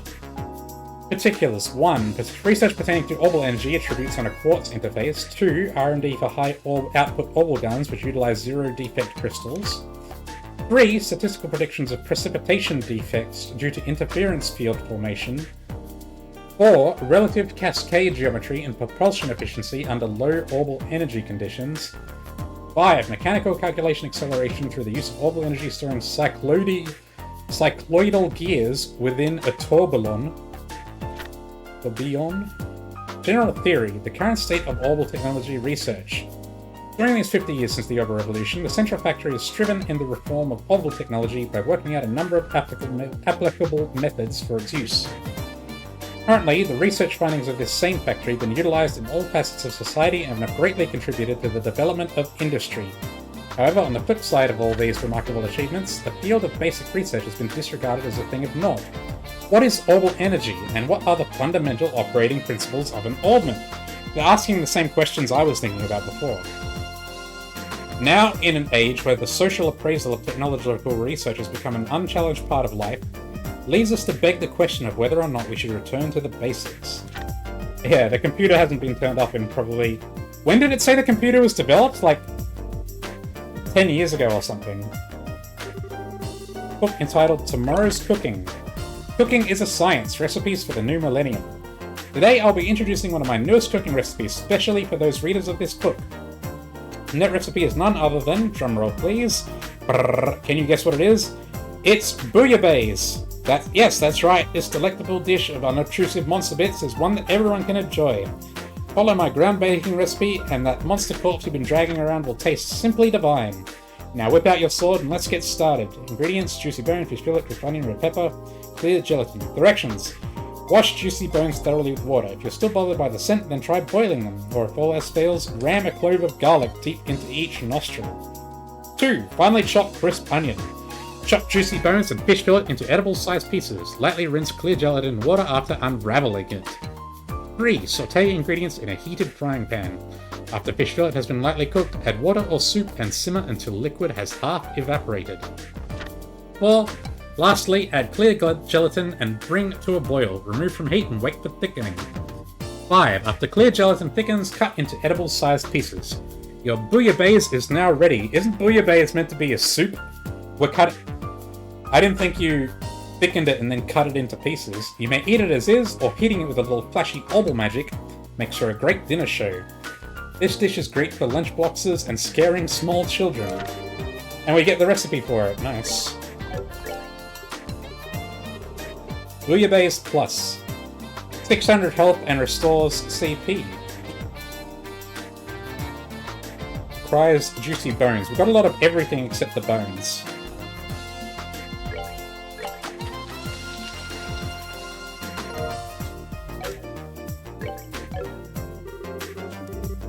Yeah, no, I didn't want to talk to you, I wanted to read this. Kitty Talk for Dummies. Things to be aware of when speaking in feline.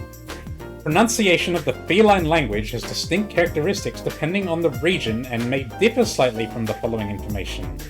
This could be considered comparable to dialects in the human tongue. A big thing in the 60s IRL. I know gelatin, like using gelatin in cooking was. I didn't know it was about bouillabaisse specifically. I might look that up afterwards. It sounds disgusting, to be honest. In addition, since the number of elongated vowel sounds indicated by the tilde character are intimately related to a cat's personality and emotional state, there is quite a broad range of variation. That being said, I have attempted to compile a list of the most common expressions, specific examples. I'm not going to read out the cat words. You're absolutely right. Strong affirmation. This way, when guiding. This is it. An expression of delight. Hold up when urging to be cautious. These nails are bothering me. I'm hungry. An expression of caution. I'm tired. Who are you? Yes, that's right. What's wrong? So we meet again, fleshy thing. It's been a while. How have you been? Goodbye. Yes, that's exactly right. Strong affirmation. Hello. A yawn. What did you just say, oh hellish one? An expression of reproach. You are welcome, squishy pink thing. I'm hungry, or I'm sorry. Now that we've read that, I wonder if we can talk to the cat and get translated words. Yeah, I'm pretty sure it actually corresponds to what the cat is saying when we talk to it, but I wonder if it'll actually translate or if we just have to remember it. Book entitled The Herb Woodpecker. We read that when we were bringing it back. We don't need to read it again. It was extremely long.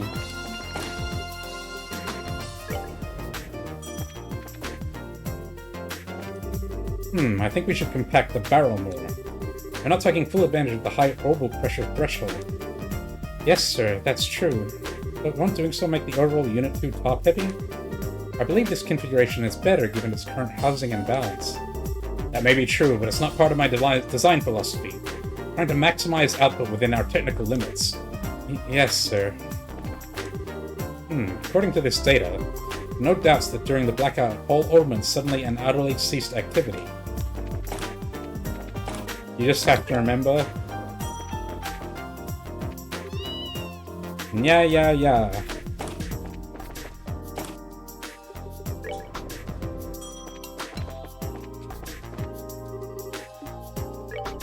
This one. An expression of delight. How lovely.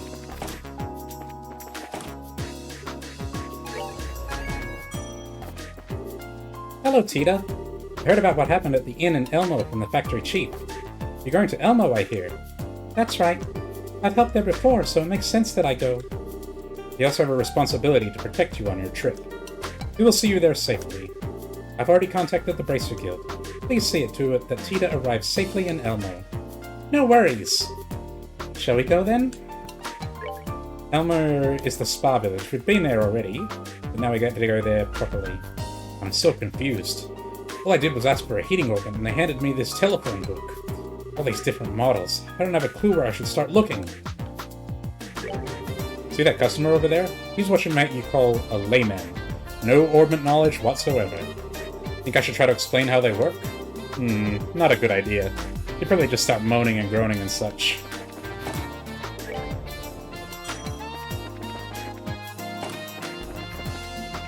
How's everything going down here? I just had to give Rudy a scolding something fierce. That boy just spaces out and completely forgets his work. He didn't used to be so bad. That's because he's got the hots for you. Where is he, anyway?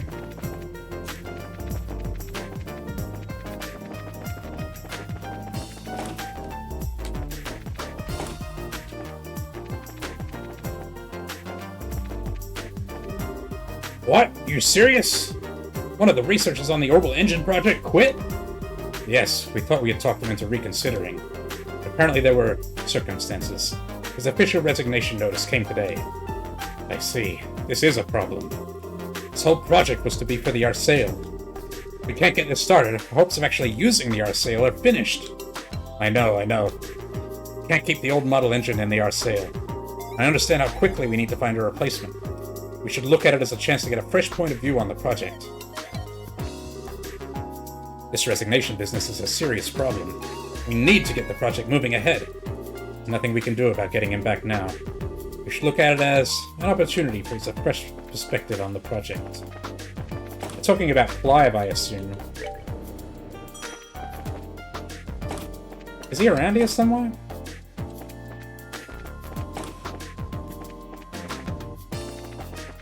Not Clive, Rudy.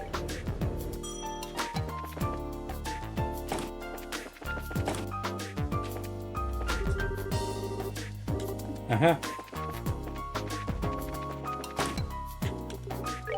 Whatever, let's just go. So, Elmo, sounds kind of fun.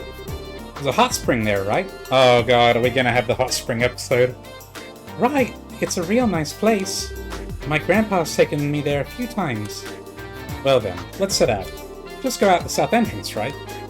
Right, then just follow along the south road to get there. Okay, let's get going. That guy Remen over there looks like a mechanic, right? Really? The guy's a pilot. Books and covers, right? This ice has so few trees. I'd love to take a trip to see the flowers in the town of Minoria. I've got to be the only pilot in the kingdom who flies an orbital ship while wearing a maintenance uniform. Not about looks, though, right? It's about skill.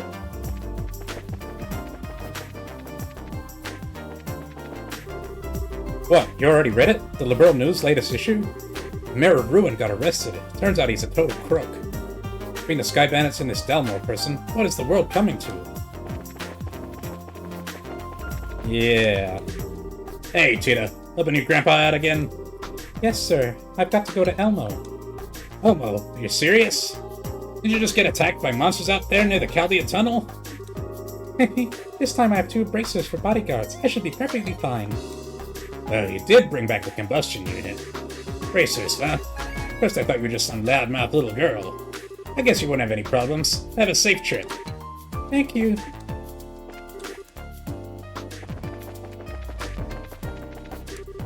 Last vacation I went to those waterfalls over in Erletten. Some duke from the royal family was visiting there at the same time, all incognito-like. But he still made a gigantic fuss. What a self-absorbed jerk. He ruined my vacation. I don't think all of the royal family are like him, of course, but still.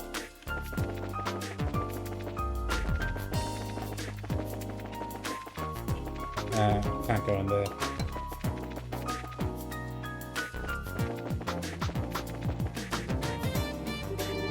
I hear there's a hot spring resort near here. I want to go see it, but I guess I'll wait till we check out this place out a little more. Gary.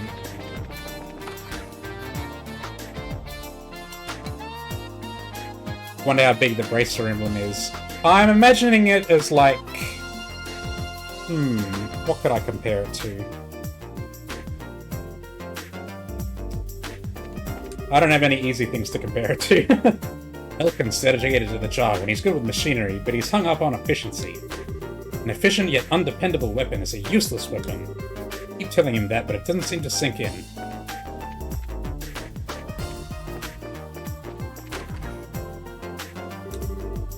Total orbital shutdown. Never even seen any records of such an event. Some experiment was the cause. I wonder exactly what kind of experiment it was. My son's got a point. There's far too much planter space up here, and not enough flowers to fill it. I wonder if Soteria would part with a few flowers for me.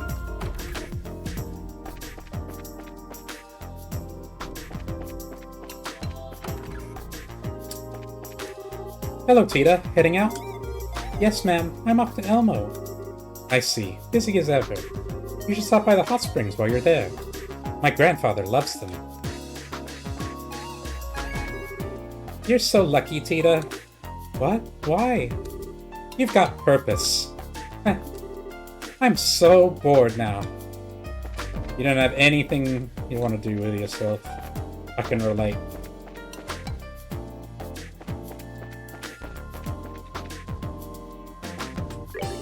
Hello, come on in. Thane, the owner, and I had some words again about stocking policies.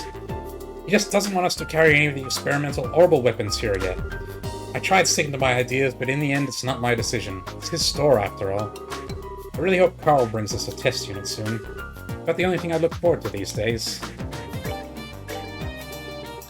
I would like to buy the upgrade for her, but I do not have enough money. I could sell some of this stuff to get the money. But for some reason, I do not want to. Oh yeah, what does Peter have equipped? Have this.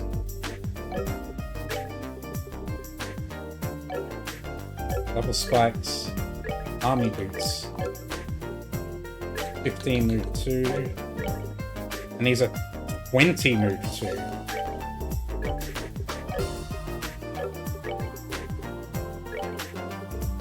So you can have that. And you can have this, and that gives you some extra move.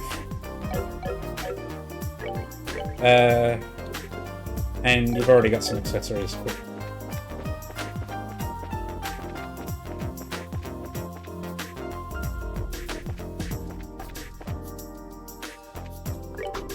My wife Ada gets such a stiff neck sometimes. She went to the church to get some medicine. I know they're researching medicine at the central factory as well. They still have nothing on the traditional remedies. Nose. There. Perfect. It's fine as it is. Setting everything up.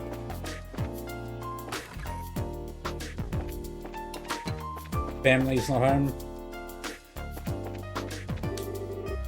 Wheat, rye, white rye, sourdough. What kind of bread is good bread anyway? Would you look at that? The main clock is slow. It's that blackout's responsible. Well, I'll be sure to take a look at it in a little bit. Good old Igor, full of spit and vinegar like usual. Wonder if I could trouble you to look at the clock. It's been running slow since yesterday. I just want to tell Elkin to finish his own boxes. But I can't. And ratting him out to Old Man Stain would look bad too. He's slacking, is he?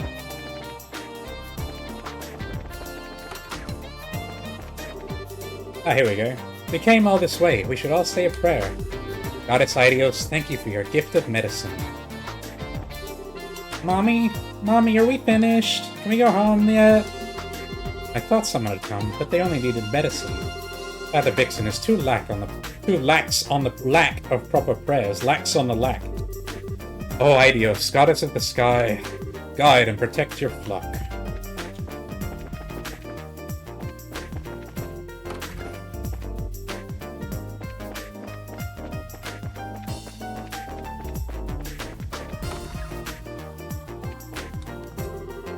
When we're working, we usually end up eating traditional foods found in Zeiss. It doesn't have much going for it in terms of subtlety, but if you need something to jolt your head back in the game, Zeiss cooking is it. I'd really like to see some measures taken to allow us to choose our meals. Who knows, inspiration can sometimes come from the strangest places. I help out when Ursus isn't around. It's so busy here at lunchtime it'll make your head spin. Right now, Ursus isn't here, so I've got to stir pots. But honestly, cooking can be pretty interesting. I've been coming up with a lot of ideas for new foods.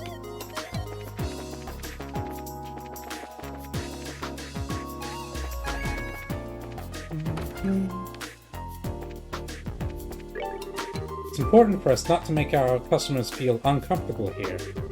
But I'm not sure Zicians know how to be casual and friendly. Take our maid, for example. She's a bit, over-enthusiastic. Everyone in Zeiss takes things too seriously. It wears me out sometimes. Yeah, Emma. Where is she? There, this room has been sanitized! Ha ha ha ha! What's next? Hallway? Closet? You are all unclean!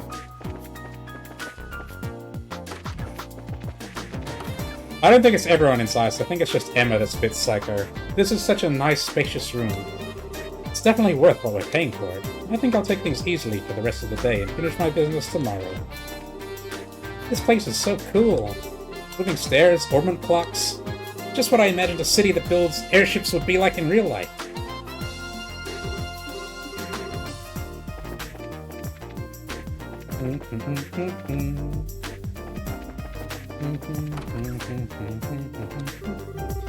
I don't mind doing the cooking, but Uriel? Why do I have to make your bed? Hey, Ursus! When you finish making lunch, can you make the bed for me? Louise didn't do it. What are these people's relationship? He's not her dad then, I guess. After I finish cooking, I need to get back to the shop. Ben can't handle the place on his own, that's for sure.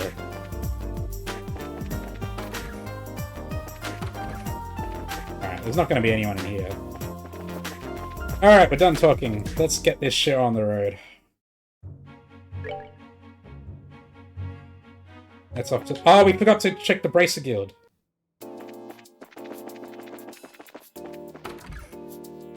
Jobs. Yeah.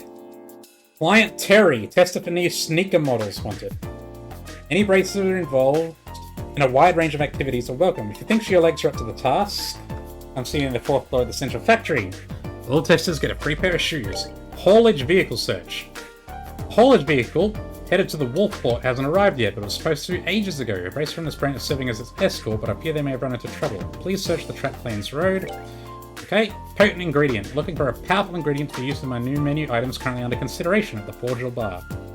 Anyone with appropriate items in hand, please bring them to me. I'm extremely busy, so please do not seek me out for details or clarification. It appears that someone has filched some cigarettes that were being stored in a cabinet in the clinic. Please find the dirty crook who did this ASAP. Come see me on the 4th floor at the clinic with witness info and possible suspects. And Riddle Road Monster. Why were there cigarettes at the clinic? Hello, you two. I've heard that you're on your way out to Elmo. Yeah, that's right.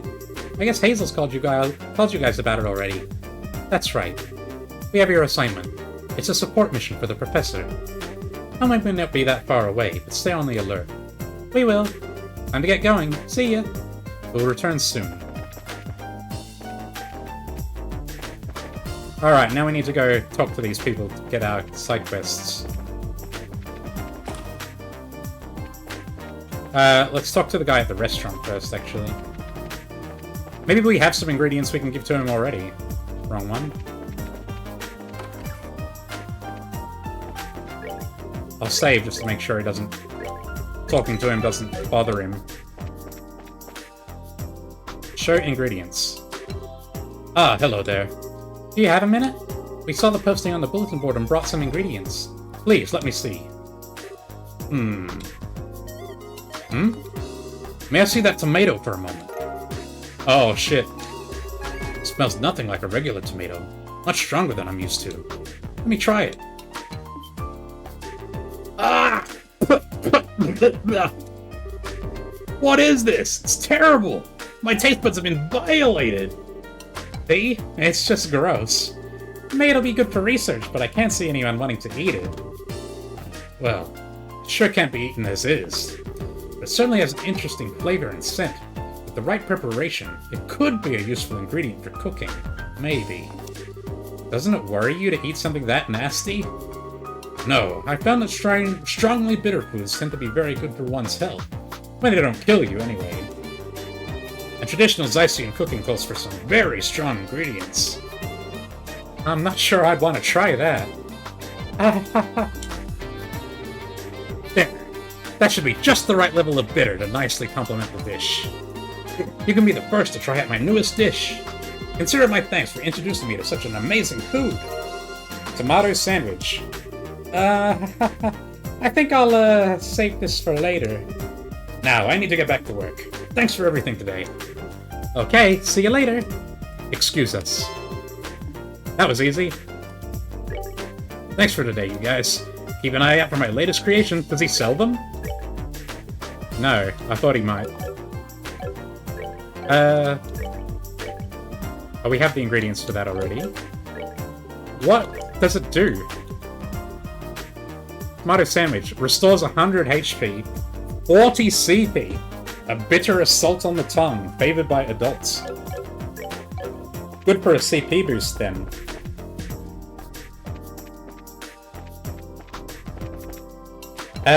Who else did we need to talk to?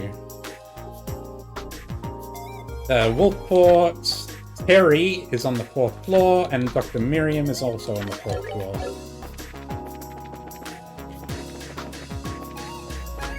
Yeah, straight from the lab to your refrigerator.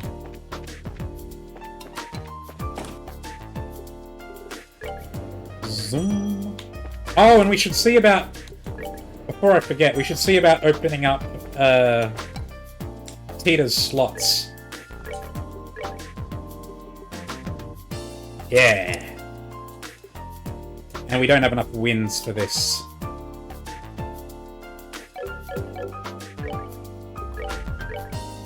But she finally has two whatchamacallits. 2 slots on the same track. So I'll put move in here, since we're forced to have that in anyway.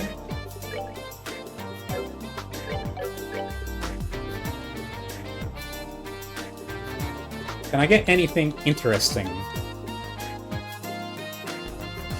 The augment is very annoying. It has 3 tracks, and 2 of them are only 1 slot.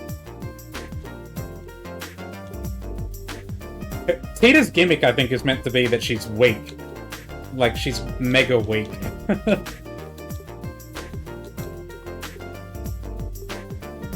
we're just protecting her, I guess. She is a little girl, after all.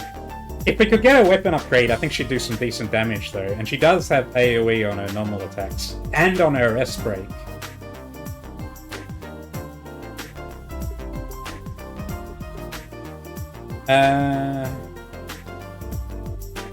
I guess we can't really do anything, because we need Space Quartz in the main 2 slots.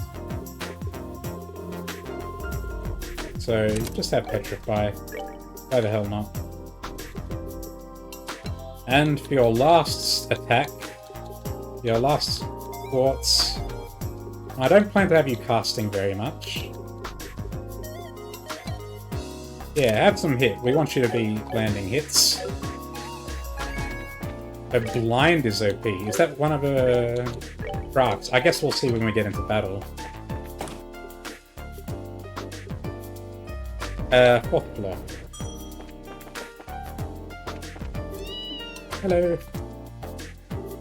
I swear, this time you're not getting away. Hi, Dr. Miriam. Hi there. Oh, good afternoon. Oh my, so many of you. We saw your posting on the bulletin board. Might help if we introduced ourselves, huh? I'm Estelle, Junior Bracer. And I'm Joshua, also a Junior Bracer. We heard there might be a case for us here. Yes, I'd certainly say so. If you can, it'd be ideal if you started an investigation at once. Do you think it'd be possible? Yes. Okay then. I know this is urgent, but can you provide us with any more details? Well, it's not a complicated tale to tell. Someone took the cigarettes that were in this cabinet. This is a medical office. Why would you even have cigarettes here? Exactly what I was thinking. Under my supervision, this factory has observed a no-smoking policy for the last several years. Any confiscated tobacco is kept in here, which would mean that anyone who's had anything confiscated is immediately a suspect. Since what was taken probably belongs to that individual to begin with. Yeah, you're probably right. I'm inclined to agree. It took so much work to get the smoking ban established. If I just let this go, it will completely undermine the entire policy. First of all, we should talk to the people that were smokers to begin with. Would you happen to know who that would be? My first suggestion would be Supervisor Travis from Operations. He's always been a heavy smoker. Plus, he's never really accepted the ban, so I'd say he's got motive. Okay. Sounds like a good place to start. So, I'll make a note of it. There's also Hugo in the design room. I think he's currently arranging a meeting in the first floor lobby. The people who've worked here the longest tend to be the smokers.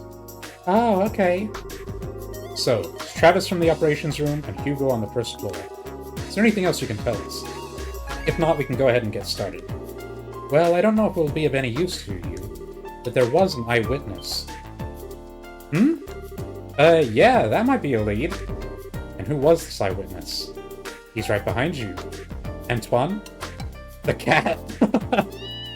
Meow! A cat? I did just say that I wasn't sure if it would actually help. That you did. But Antoine's a really smart cat. He might remember who took the cigarettes. Indeed, if you bring him along in your search, he might provide you with a useful clue. He may not have as good of a sense of smell as a dog, but it's still quite impressive. That's the hope, anyway.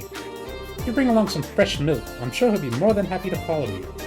In light of the lack of other clues, I'd like to try. Sure, can't hurt. If you find anything of note, we'll be back to let you know. I'll be waiting. Whoever did this absolutely must be caught. Bring Antoine with you. You should be able to provide an important hint. Here you go. Here you go, Antoine. Some nummy milk. Meow. Yeah.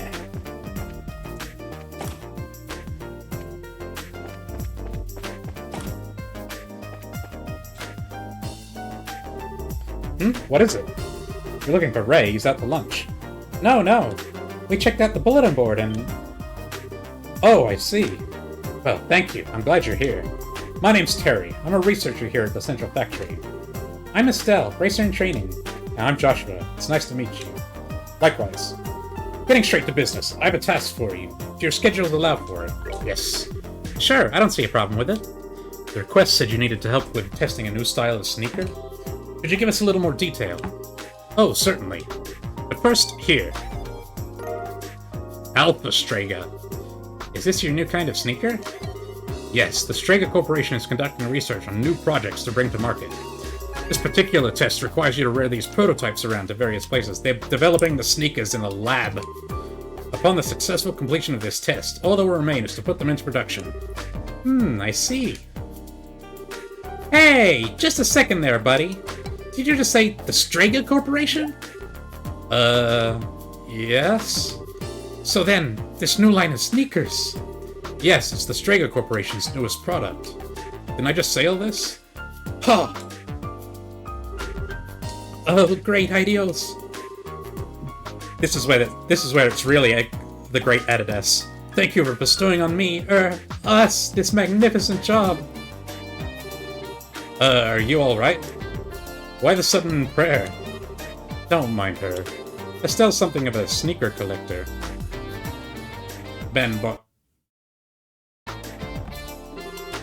More to the point, she pretty much adores the Strega brand ones. Oh, I get it now. Oh, so you might say she has her sneaker mania then. I was just a little taken aback by her reaction. Estelle, would you snap out of it? I get that you're excited, but we do have work to do. Yes, you are correct. Well, you certainly have spirit. A scary amount, in fact. So, will you do the test? Please don't pray at me again. Yes, absolutely! See what I mean? It's alright, please, proceed. So, we'll take on the job, but you want us to wear these shoes everywhere we go? Yes, that's correct. From the Elmo Spa to the Wolfport, all the way to the Sanctine Gate. And when you feel you've tested them out properly, bring them back to me. The layer between the sole and insole is my responsibility, so I have to see how it holds up. So you need us to report back when we have the chance. That, at least. Now, see if you can wear them out. Heh, just leave it to me. You'll excuse us. We have to equip them, I assume. Alpha Stregas. Defense 10.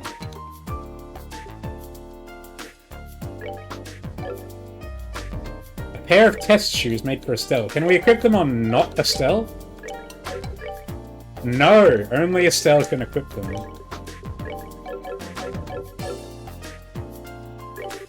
Okay, whenever you're ready. We need stress tests, so feel free to just stomp around.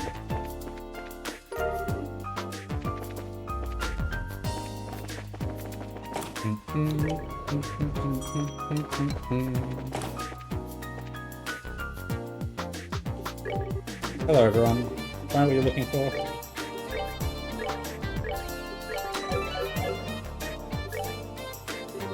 Hello again. Did you find what you're looking for? Oh, yeah, we did. We're just looking for something different now. Different? Yes, some cigarettes were taken from the clinic. Someone actually did that? I imagine you're being kept pretty busy. Have you been in the clinic at any time today? No, I haven't. I've been here all day. You're welcome to search the room if you want. Well, he doesn't seem suspicious. Yeah, I think he's a dead end. Well, am I still under suspicion? Oh, right. What do you think, Antoine? Now? No reaction. So much for that, then. Sorry to have taken up your time. We'd appreciate your future cooperation with our investigation. Sure, no problem.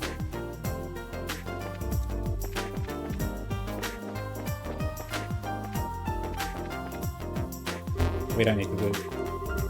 We read all this already. No! Okay. Anyone on the roof? Didn't think so.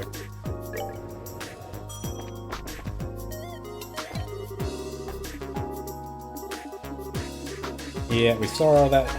That's fine.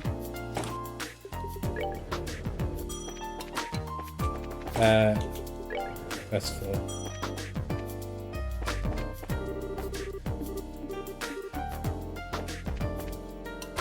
Ask about the ciggies. What is it? Sorry, but I'm in the middle of something important. Come back later if you need me. I don't get the feeling that he particularly wants to be questioned. Oh yeah, any reaction out of Antoine? No? Nothing. I guess neither of them is the culprit. No clues to be found. As it stands, we should keep on looking. There may be a hint somewhere in there, like Dr. Miriam said. I guess you're right. Checked it out earlier. What? Check back where? In the workshop. Okay.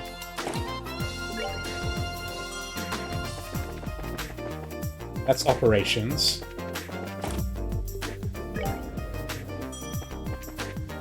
Archives. Office. Oh! Huh? Does anything seem strange about this door to you? This room is... Yeah, unlikely, but let's head on in and make sure. Alright.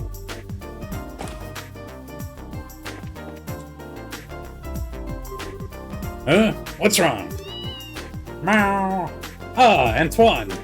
Why are you so fussy? Meow! Huh? What's this? Looks like we found the culprit. Yeah. Huh? What are you talking about? Mr. Murdoch, you went to the clinic today, didn't you? Huh? No, I didn't. We're currently looking for the cigarettes that were taken from there. Do you mind if we search this room for a bit? Sure, go ahead. Okay, we'll start immediately.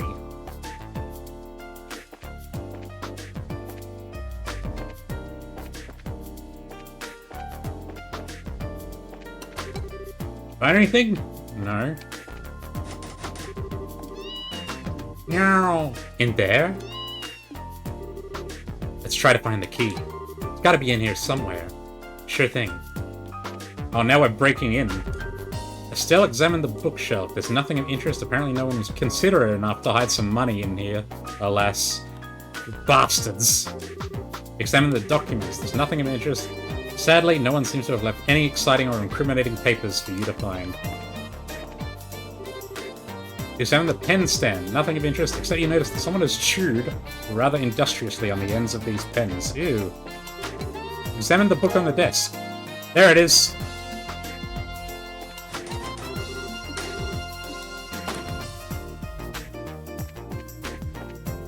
Oh, does he live in here? That's an ashtray. Found ciggies. Haha! Found him! Which would likely mean... No, Mr. Murdoch couldn't have... Well, it's a shock, that's for sure. I wouldn't have suspected. No, you've got it all wrong! This is all just one big misunderstanding. I was just going to take one quick puff and put the rest of them right back in the clinic. Chief Murdoch, I think you ought to come and explain this to Dr. Miriam. We're taking you in, buddy. I have to say, I'm simply amazed. I never would have suspected you, of all people. I'm sorry. I just needed a smoke. I can't really explain it any other way than saying that the craving got the better of me. Dr. Miriam, I really am sorry. Mr. Murdoch, you know perfectly well the rule has been in place for quite some time. You're right. Coming up on 10 years now. Huh? Oh, yeah. So where did this sudden uncontrollable urge come from, then? Honestly, I'm not so sure myself.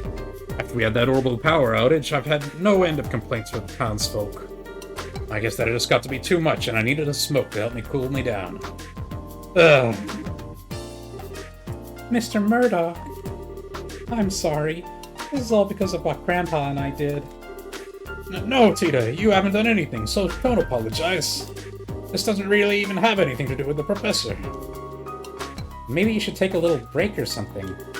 It seems to me that this was all because of too much stress. I do understand your situation, Mr. Murdoch. I think that I'm willing to forgive and forget in this case. What? Really? Instead, I'm going to insist that you take a decent break. You're just going to ruin your health if you go on like this. You're right. Once things settle down a little bit, I'll plan on using some of my vacation time. I'm still sorry for this whole mess, though. It's water under the bridge. You need to focus on your health. I will. I guess I'll be going now. Bam, bam, bam, bam, bam, bam, bam. Ew, that's kind of sad. It's not like he was trying to cause any trouble or anything. Be that as it may, the factory is still his responsibility. Well, that much is true. Now, I really must thank you all. You've handled this case brilliantly. You're welcome. I think half the credit has to go to Antoine, though. Yeah, no kidding. Ah, I'm glad my suggestion bore fruit. I trust you'll be nice to him if you should meet again. Of course! Well, thank you again for your help. I'll be certain to call upon you again should another incident arise. Glad to help. I think we'll be on our way then. See you later! Got him.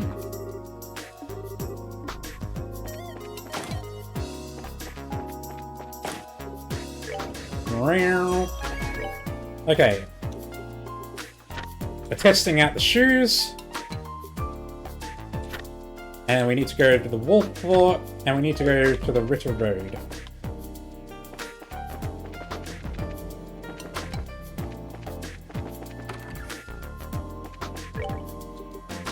This is short term, so we need to do it soon. We need to do it before we progress the story. Same with this. This one is long, but we're gonna have a look anyway. Cash in. We've got some money now. We can buy the weapon upgrade for Pt.2.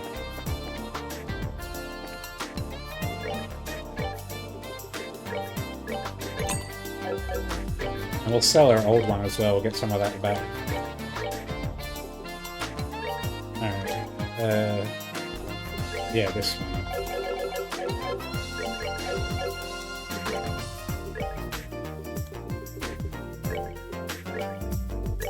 Nice little refund.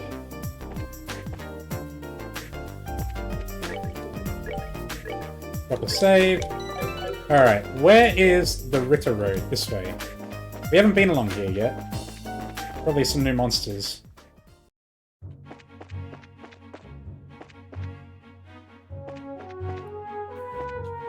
Yeah, well, it seemed pretty small when she was using it before. Oh god, 4 of them. This one is new. War Mantis. 200% weak to wind. Only attacks males. Armored Rabbit. Attacks with a deadly strike. Beware of its sleep attacks. It spits poison at its prey and may call for backup.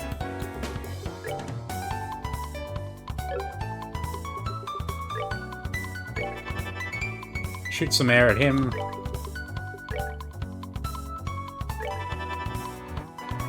Alright. Smoke Cannon.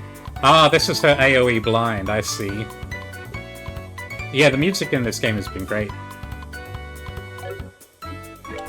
But she's also supposed to have... Yeah, here we go. AoE on regular attacks. That's awesome. Okay, attack these 3. Little Missy. Good stuff. Oh, and we got the Petrify as well. Nice.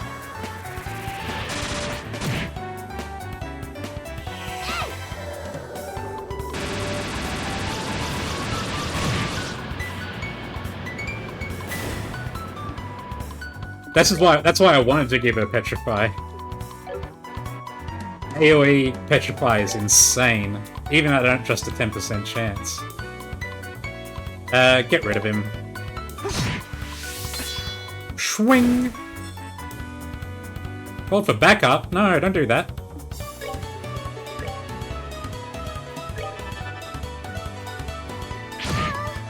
Ow!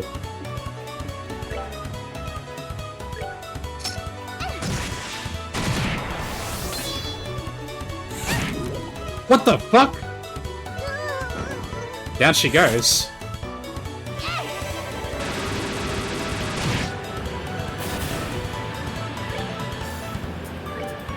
Get her up.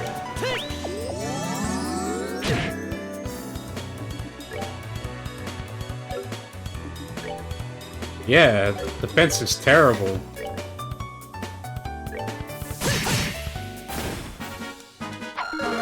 We're good to go.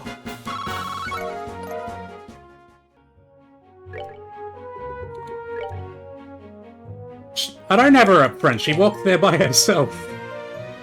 We can move her, like, a little bit back, but she needs to be within 4 squares to attack.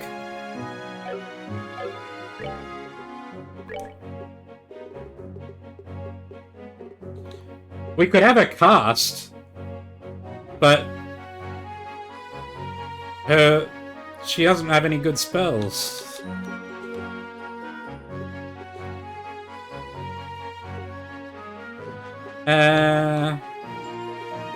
Is there any weird thing we don't have the recipe for yet? I don't know. There we go.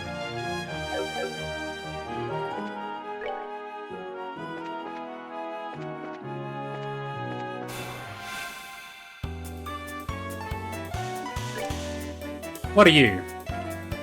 A monster that hunts on the plains has very robust attributes and no notable weak points. I don't like the sound of that.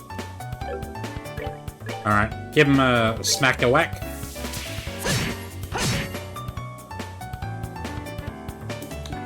Nice CP heal.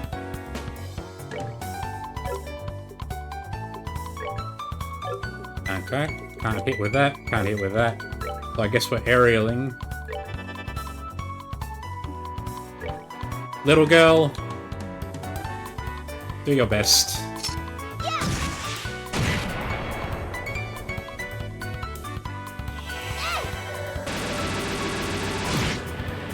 Seems like it's very slow.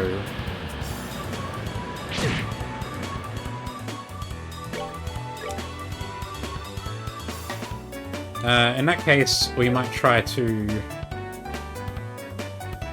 take them out quickly.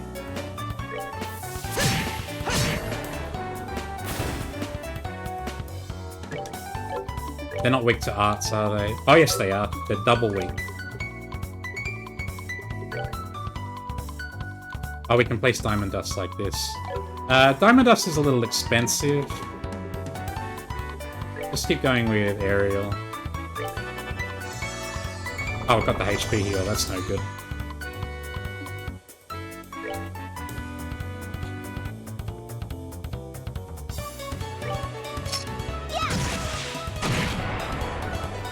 Wow. What the fuck? That has Death Blow on it?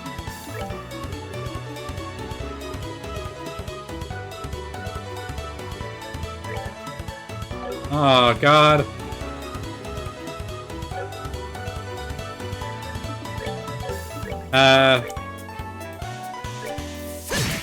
Let's get rid of this guy first. This guy doesn't do anything except buffing himself.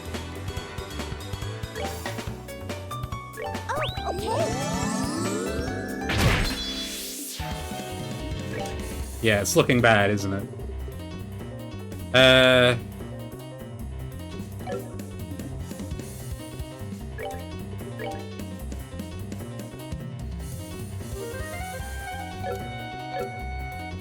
What should I do here?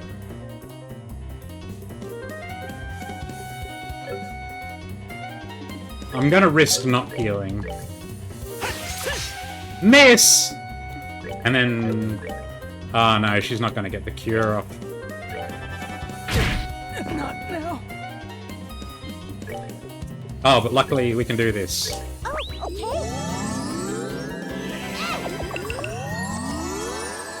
Ah. We lost all our CP though. That's unfortunate. Oh, for fuck's sake! Brother, you cannot be doing this to me.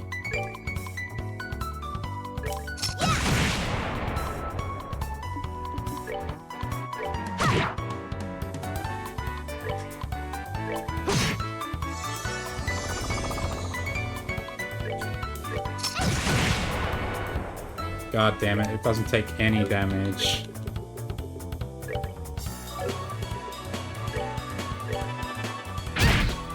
Fucking hell.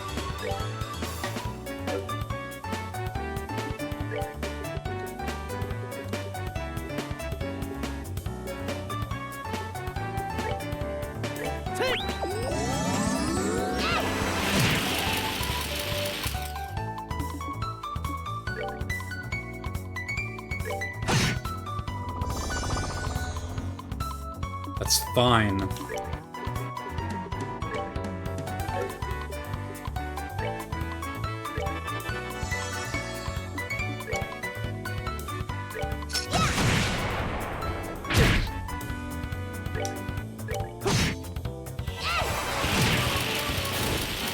Wow.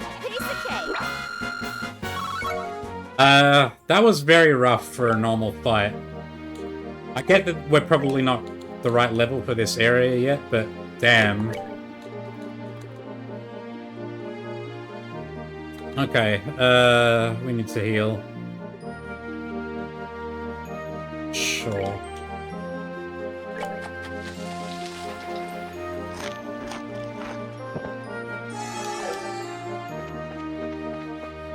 I have a feeling we might not be able to deal with the boss monster here.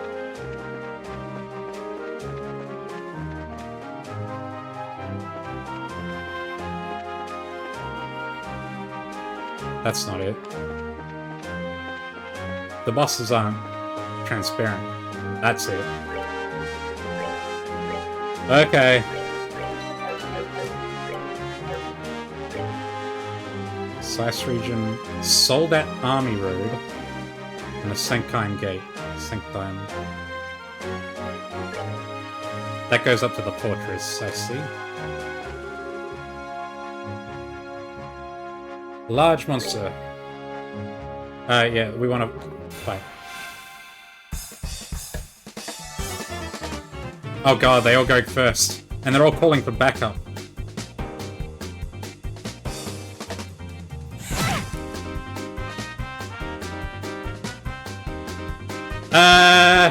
This seems bad. We might actually want to build up CP before we run at this, but let's have a go. Blind might be a good shout as well, you're right. Okay.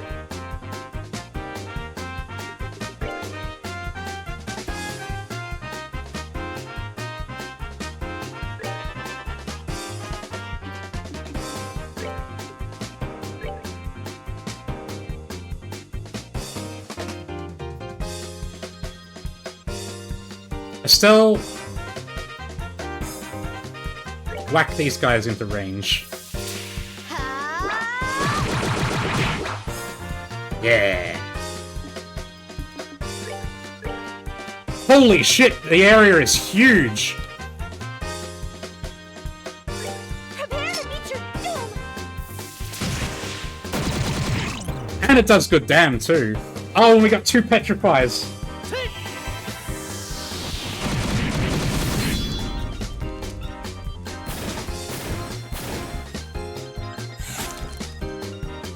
Dude!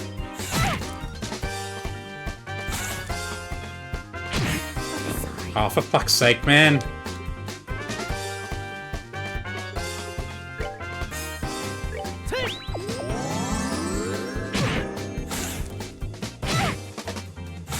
Stop hitting Estelle! Blast them. Prepare to meet your doom.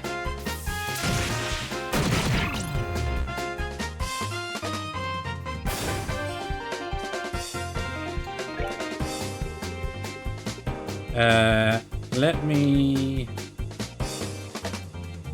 Yeah.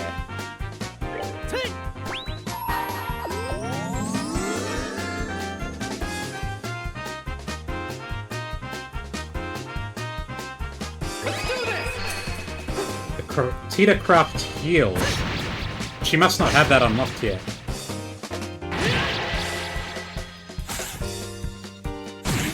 Yeah, that's right. Get blinded, idiots.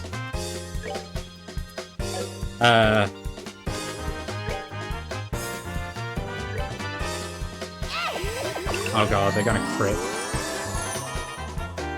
Please miss. Yeah! Dude, this blind is insane! Alright, Joshua, what do I want you to do? Hit him with another fireball. Seems like a good idea. Pt.2, you can just attack normally, I think. She hits all 4 of them like this. And she gets her S break. Prepare to hit your doom! Come on, everyone! Yeah! Oh, the little girl has a Gatling gun!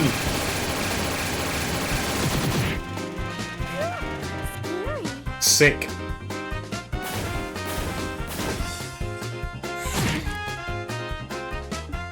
Luckily we have our poison resist accessories on.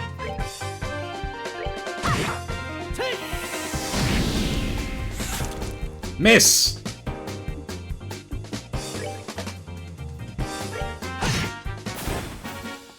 That's that thing. Let's move out. You just stacked 10% quartz on her since she has really good AoE. Can you stack them? Because, look. I have Petrify on her, right? If I try to put another 10% on her, it doesn't let me. See, I can't put Poison on her, I can't put Mute, can't put Seal, can't put Confuse. But I can replace it here. See, in this slot I can do it. Because it's replacing the Petrify, right? So, my understanding is that you can only have one proc... You can only have one status effect quartz on a character. I have Death Blow on Joshua. Because it's obviously the strongest, why wouldn't you want to just kill at 10% chance? Yeah, I wasn't expecting to win there. I thought we might have to back out. But Pt.2 fucking carried, holy shit.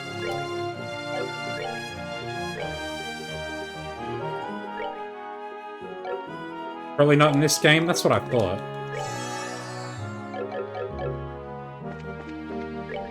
That was crazy. In the south area of this region, there was a bunch of red chests that have monsters in them, which I couldn't do with just Estelle and Joshua. I think we can probably take a crack at them now. Nah, we don't need to be doing this. I was just seeing if they had any new monsters. What about you? Nope. Yeah, I'm not dealing with the Rhino. Even these sheep are a bit iffy.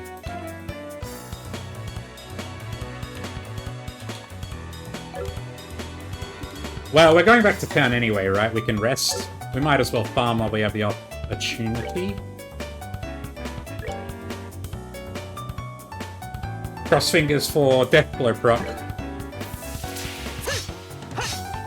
That's the exact opposite of what I wanted, Joshua. Go. They do have a chance to sleep you.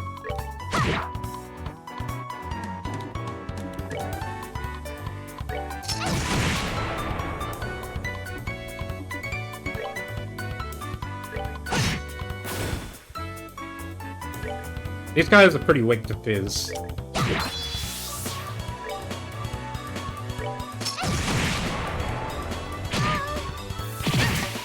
What the hell? This is she just gets splattered instantly. Oh, for fuck's sake.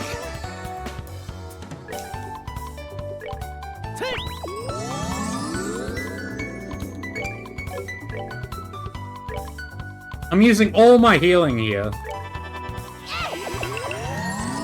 Do not kill her.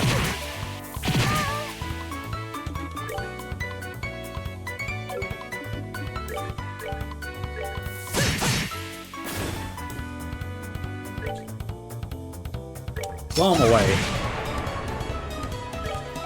Oh god, she needs to be healed again. Oh, but... Little girl! Fine, no experience for you. I don't give a shit anymore. Piece of cake.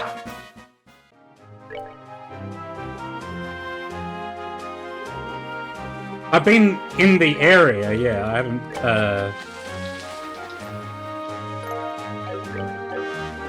I mean, I've been in the region, I haven't, gone there to progress the story yet.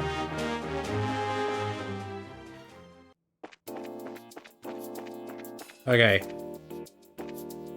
Oh, we got a beatdown. Come on, then. Let me rest.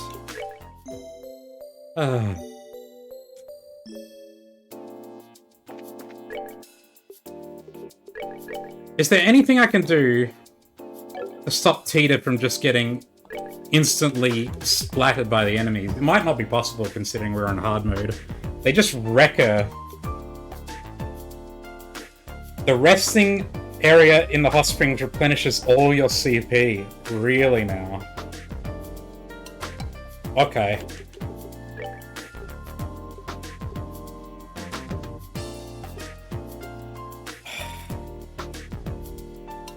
We're taking so much damage, I don't think 10% defense is going to make a difference. Evade would be more useful. But...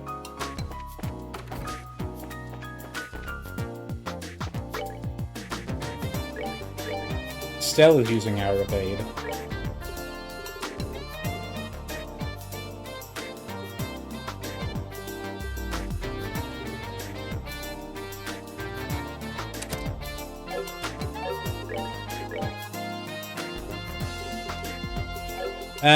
Maybe she doesn't need this anymore? Oh, wait, we can't... She has to have that on because it's a... Because it's space only, right. Well, we definitely wanted to have HP. Wait, didn't we have Evade 2? No, we only have Evade 1. Oh. What is Sylphan Wing? I just got that spell from equipping this. Move +1. Oh yeah, I found out about how good Earthguard is again in the fight against the two dogs in the mayor's mansion. I had what's her name? Chloe. I had her spamming that. Because they were two-shotting us.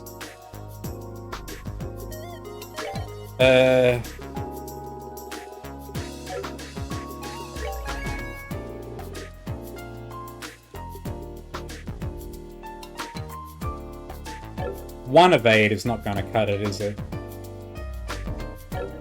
I think we just have to pray she doesn't get hit.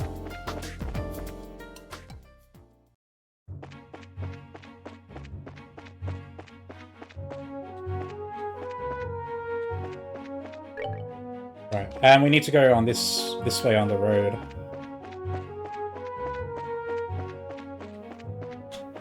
Oh, these guys, we need Wind Quartz to unlock Tita's last slot, and these guys drop wind.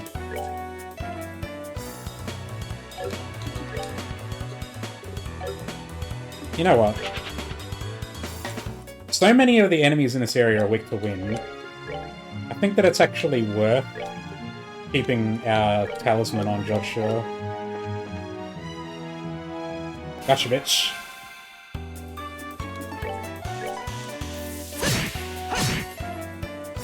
So we can do stuff like that. Alright, we're good to go.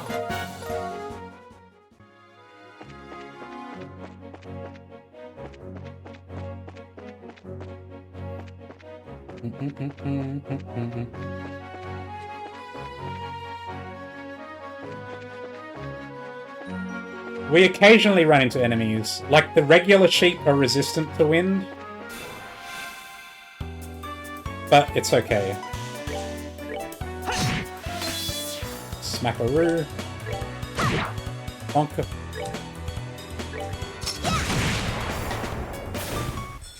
That's how it's done. Scary.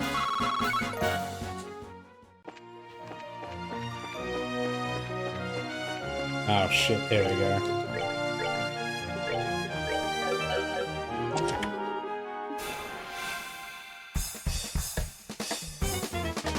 Oh god, they're fast.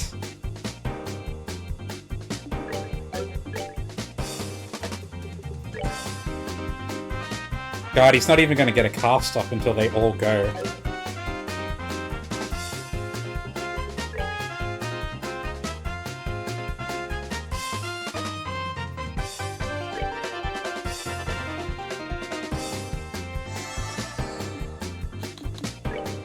Oh, you don't have any CP, little girl?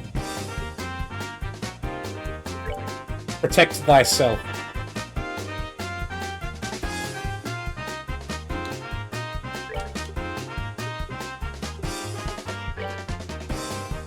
Maybe we can get some breezes? Maybe?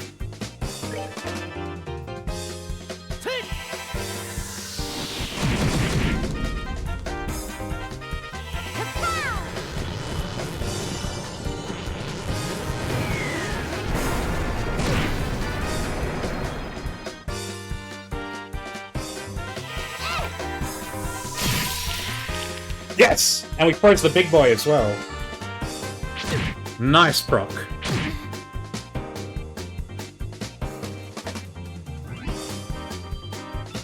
Okay, we're gonna die.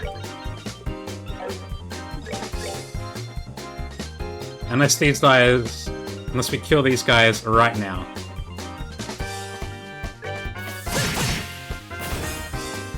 Give him a smackaroo. You have healing. Oh, she doesn't have the upgraded versions. Whatever.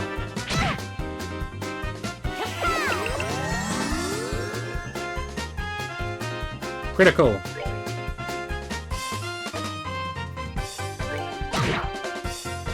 Nice.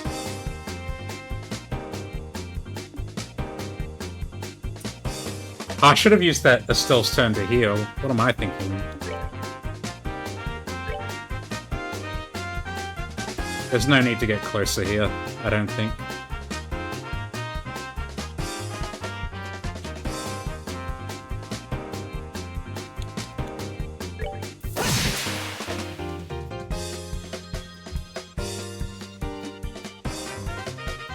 Heal again. There we go.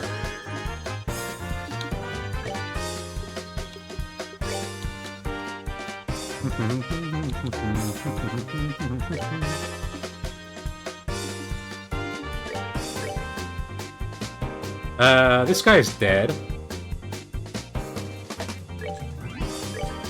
I'm assuming that if we attack them while they're playing dead, we get hurt very badly.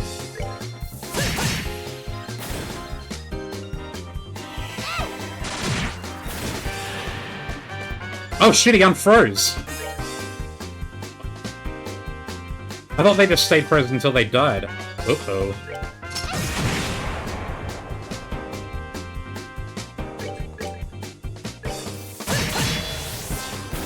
Oh, we got the death blow proc anyway.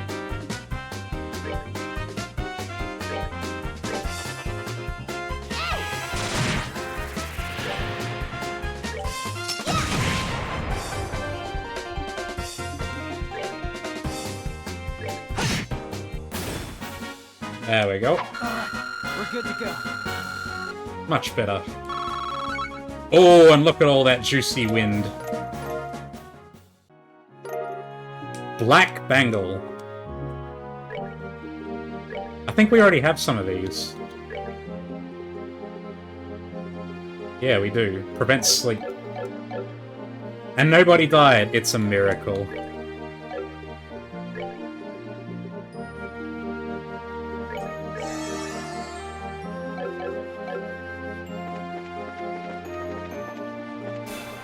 No, don't get hit. Piece of cake. Yeah.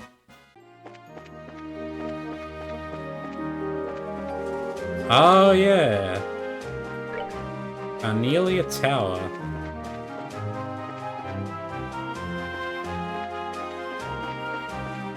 I've heard they give insane experience.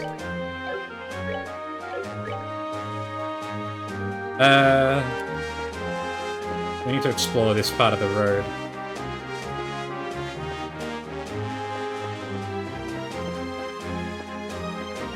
Ah, here they are.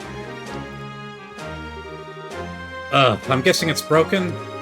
Yeah, looks like it. This would have to happen in the middle of nowhere like this. Hey, what happened? Looks like you're in a bit of a pickle here. Hey, wait, Estelle and Joshua, right? Good afternoon. It's good to see you again. You know these two? Yeah, they're fellow bracers. Well, we're still in training. So, what brings you here? We're on an escort mission at the moment. Hi. I have to go to Elmo. So I asked Estelle and Joshua if they'd come with me. Hey, now I get a good look at you. You're Tita, right? You're on another errand for the old prof? Must be tough being that guy's gopher. So, what happened here? You guys seem to be in a bit of a jam. I'm afraid so. I was escorting this transport vehicle to Wolf Port. We only got this far before it broke down. I think the problem's in the orbital engine. It started rattling, and then before we knew it, well, here we were. Oh man, that stinks. Wait a second. There's a request up on the bulletin board about searching for a haulage vehicle. You think that might have been about Wong's transport job? No doubt about it. Well, at least the guild knows about us. Yeah, but your orbital engine's a wreck. Unless I miss my guess, you're gonna have to replace all your internal motivator orbments. Huh? You can't fix it? The core of an orbital engine is a super delicate machine. You need a professional technician to give it that kind of complete overhaul. It just can't be done with simple tools. I understand. So there's no way we'll get it repaired outdoors. Huh? Monsters! What's wrong? See for yourself.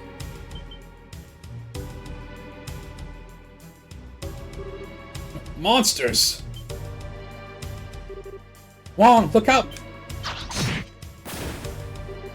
Whoa! Stay back, Bruno. Okay. Oh shit. Crap, there's more of them! Huh? Wong, you handle the ones back there. We'll take care of these. Alright.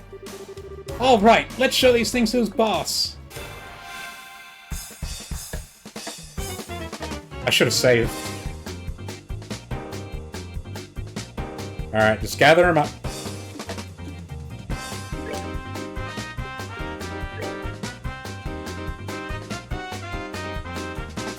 They got one... Oh, we got their, crystal Londo. Our talisman. So we're gonna do Big Dem. Yeah!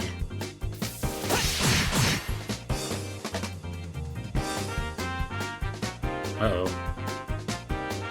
Alright. That attack killed me before.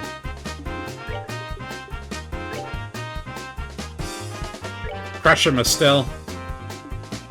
And you. Blow him to hell. Hell yes.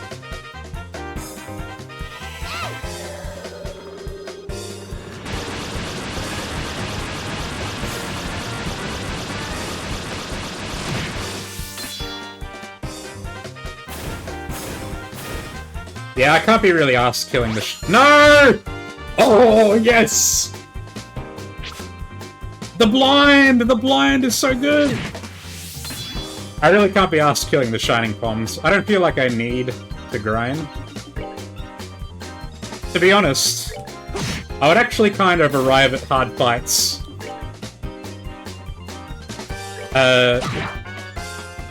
In a way that, like, they're challenging. Like, you know what I mean? I would rather not be over-leveled.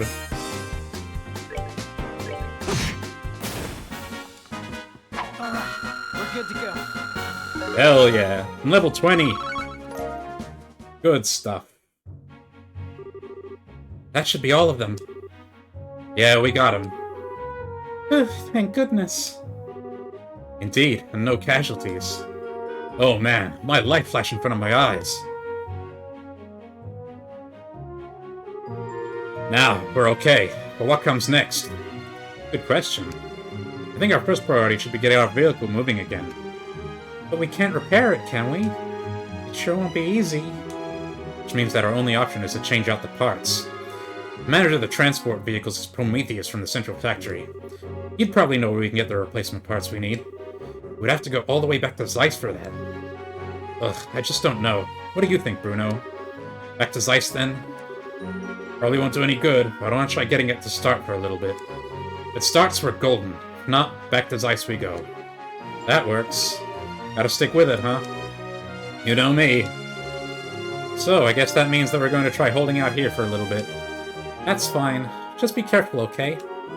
Don't worry about us. If things start to look too risky, we're heading straight back to town. And you watch yourself on the way to Elmo, okay, Tita? I will. You get a chance, let Prometheus know what's up, okay? I'm pretty sure he's in the central factory, 3rd floor design room. Okay, we'll see you later. Take care. Complete! I'm gonna stay out here, good luck. Right, and we need to be keeping an eye out for... Where is it? The temporary librarian. The book. It's something between 4 pillars.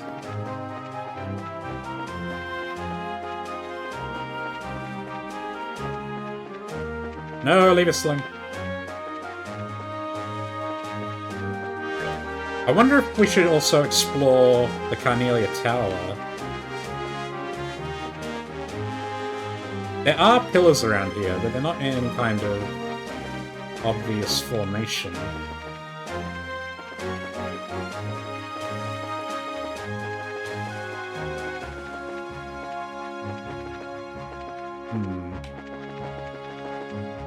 Just making sure there are no other chests or anything here. Ugh. Ah! How badly does it hurt if we attack one of these lying down? It doesn't hurt at all. I guess it's only if they're close.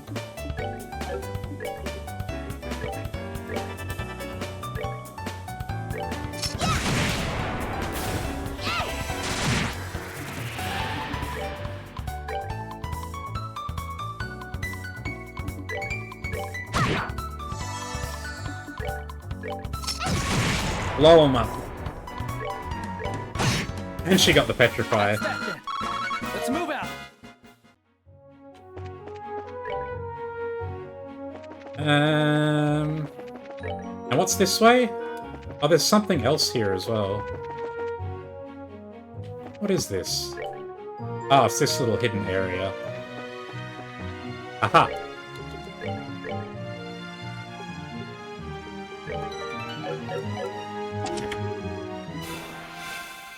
Here we go again. Oh shit. No, don't blind us!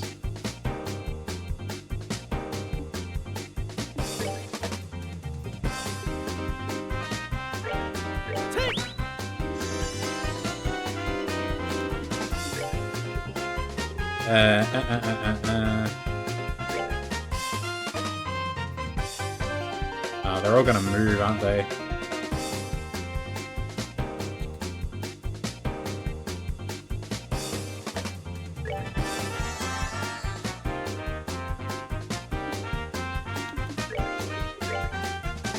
Knock him dead, kid. Prepare to meet your doom! Good stuff.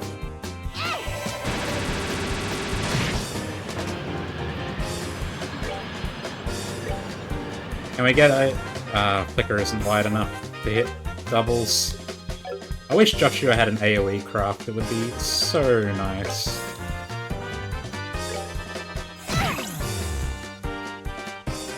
No, he moved backwards!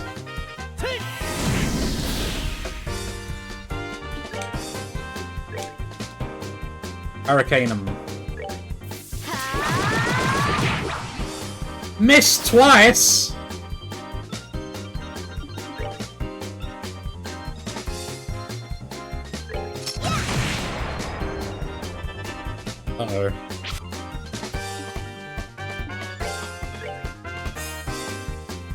Oh, she's blind. True.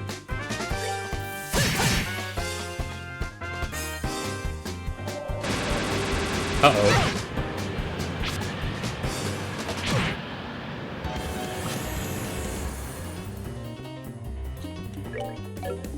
Well, you can stick to casting then. I don't really feel like healing you. You blast the hell out of him again. Prepare to meet your doom. Yeah. Is that 100% proc rate on the blind? That's crazy.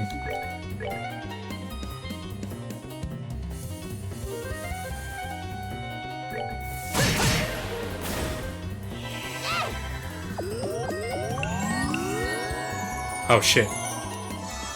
Joshua moved, so Tita didn't get the heal. Oh, he ran away. Bitch.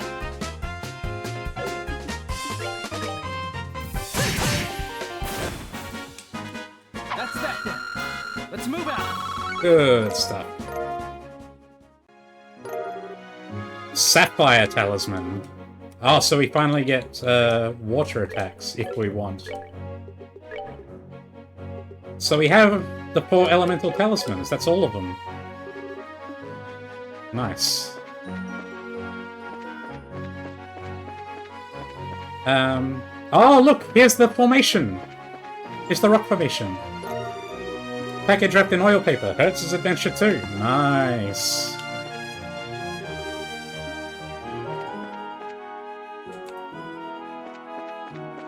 Yeah, sure, would have had come in handy earlier, but what can you do? Alright, should talk to Prometheus, testing the shoes. I wonder if it will tell us when we've when we've done enough running around in the shoes.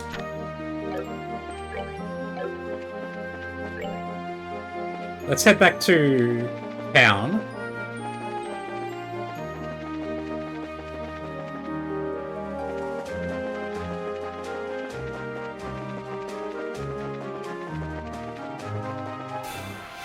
Come on, man. Ow.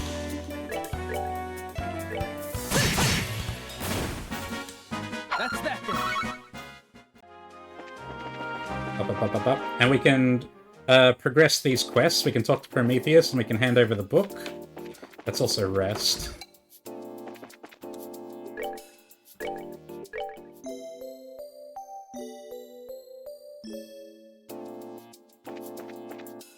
It's getting to be about time where I need to finish up anyway, so I don't think we're going to make it to Elmo this stream.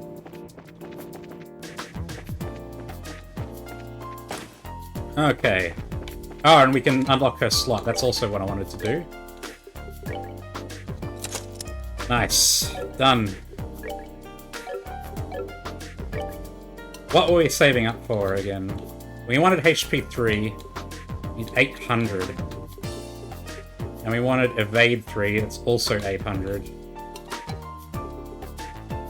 We do have an Evade 2. Joshua must have it equipped. EP3, we want one of these as well. And a Hit 3, god damn. Too much to buy.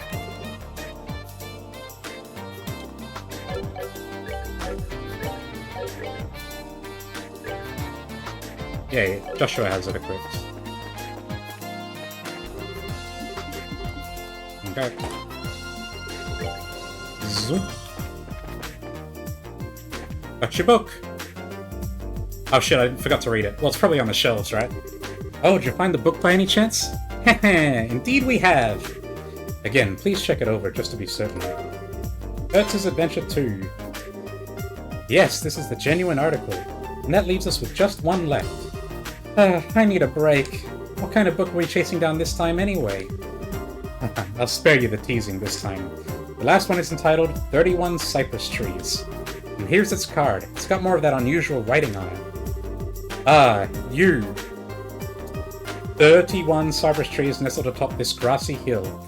Afflictions of far-off lands, FL, draw nigh unto me like wine barrels, tumbling lightly down a soft incline as I drift into reverie, enveloped within the resonance of the tolling bell. Oh man, more of this gibberish. I think I'm actually starting to get used to these. Another riddle. I guess so. Is this your specialty or something? Well, your task is the same as before. May Eidos herself speed you on your way to success. Okay, we're going! Pardon us.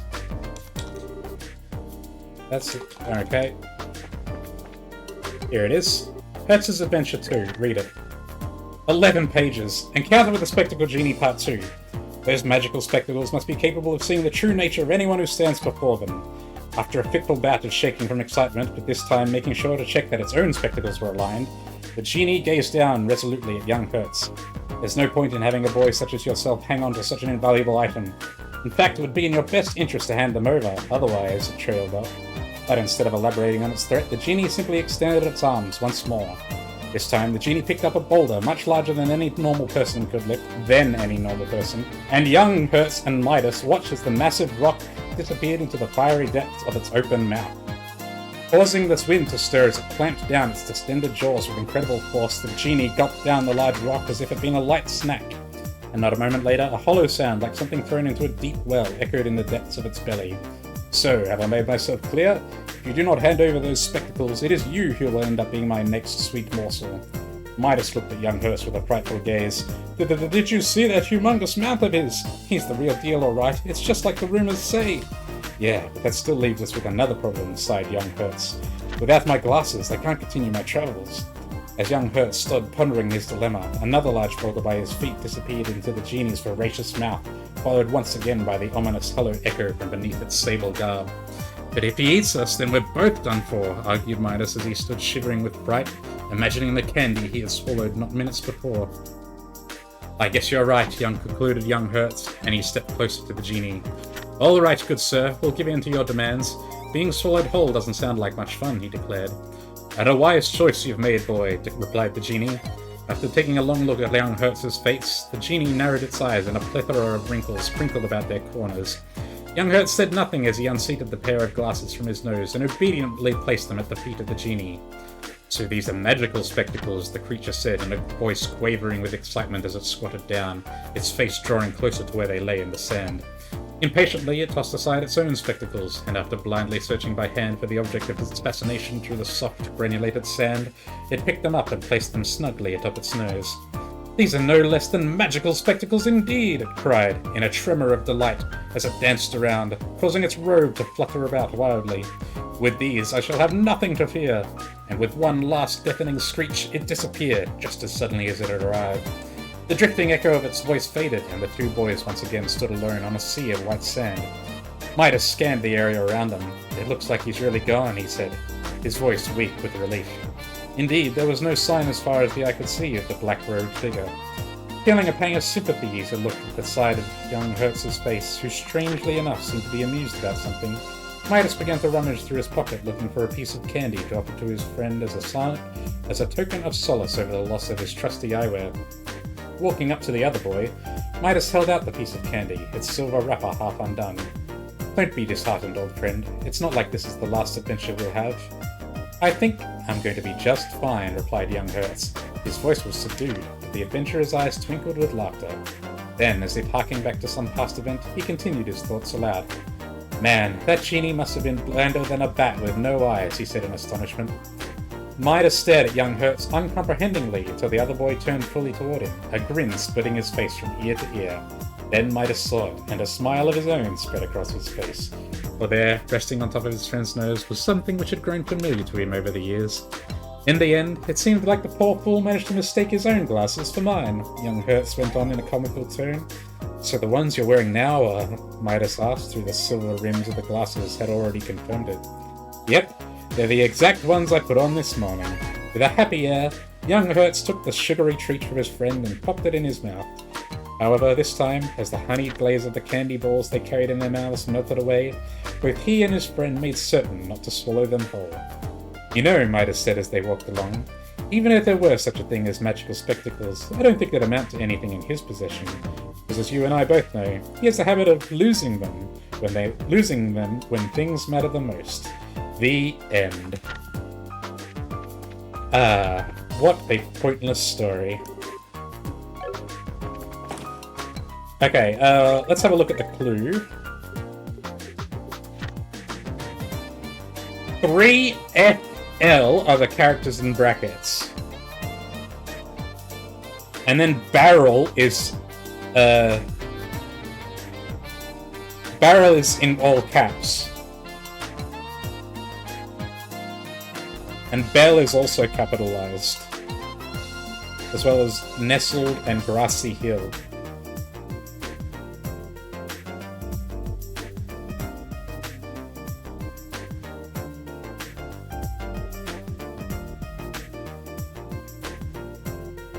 I'm not making any immediate leaps of logic here.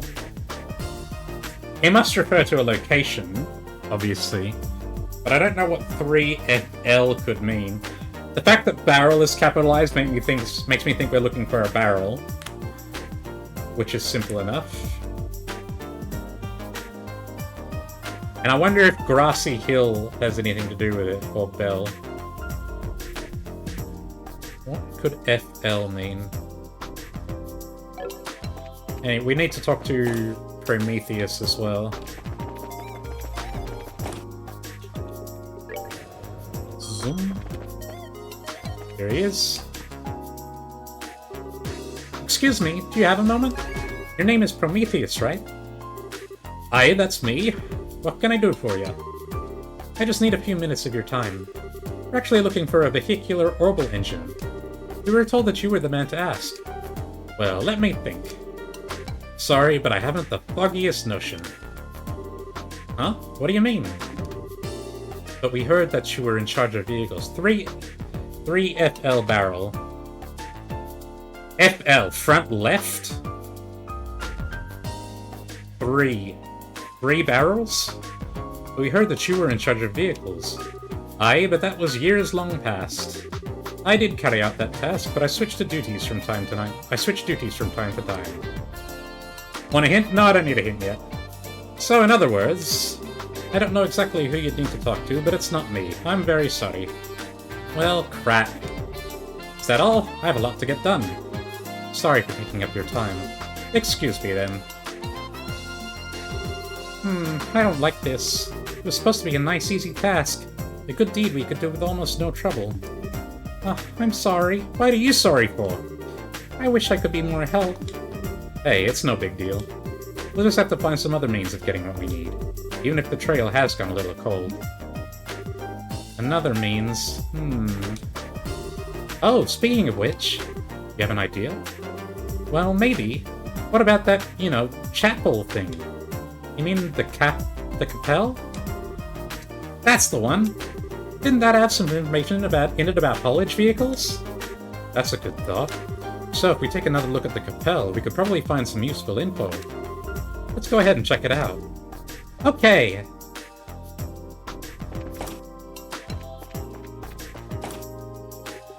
I'll start by trying to look for barrels. That seems like an easy enough thing to start with.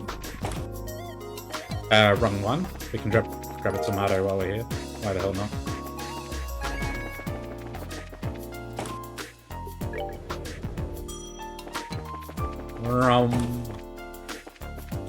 Here.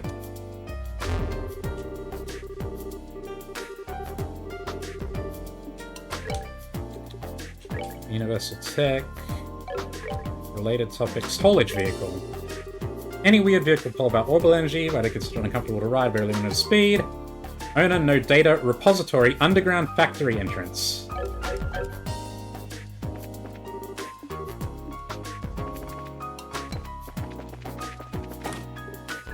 Zoom. This is the underground factory. It might be in the mine area. In the cave. I think I might have seen one when we first passed through. Here's some barrels. Not those. More like drums, I guess. Oh, here's Rudy. I really am just no good. Eh? Okay, what's with the long face? Huh? Oh. It's just that my superior is kind of peeved at me. My very beautiful superior. So, do you want something? Yeah, I just needed to ask a question. We're gonna skip over that part about you calling your superior beautiful. We're looking for a small orbital engine, the kind that fits into a haulage vehicle. This looks like the right place to find one. Do you know specifically where we should look?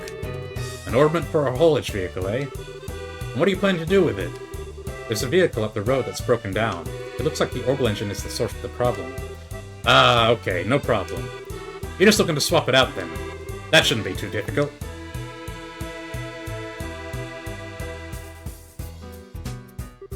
Here you go. It's the only one I've got, so make sure you don't lose it along the way. Drive augment. Thank you. Okay, let's take this over to Juan. They're probably still on the Track Plains Road. Yeah, probably. You folks be careful too. We will. Thank you so much. You'll excuse us then. Yeah, orbital engines are pretty convenient. You can just pop them out and carry them in your pocket. We forgot to give a new augment to Tita as well. Ooh, Earth Ball and Earth Lance. I definitely like the idea of giving her Earth Ball. Ooh, but Hayes gives it to us too.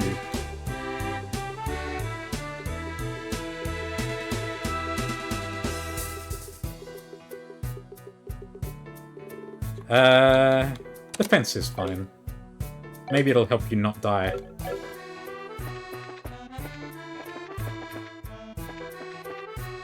F L. Oh, 3F! 3F is in third floor.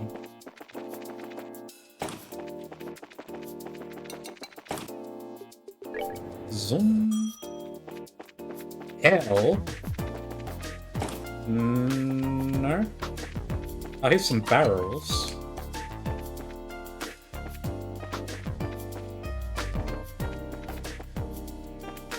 You guys have any barrels?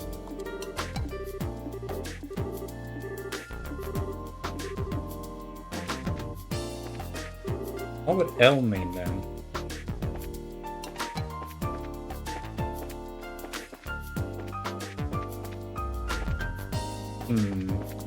I thought I was onto something here.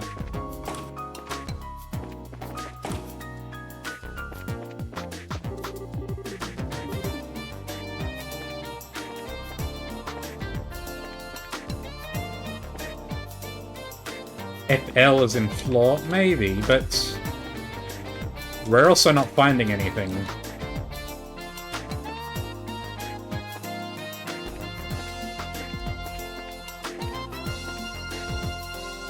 I thought L might mean like lab or left or something like that. But there doesn't appear to be anything here, unfortunately. This is definitely the third floor.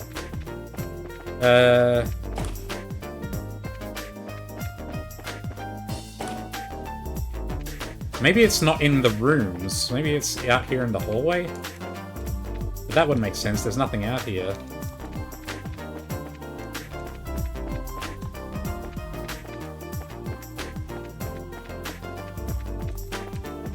Okay.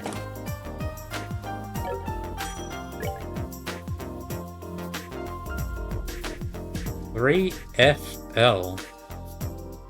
3F would have made perfect sense for it to be third floor. We've got 3F right here. Hints? No, I haven't. I won't have a hint until I've exhausted every possible idea.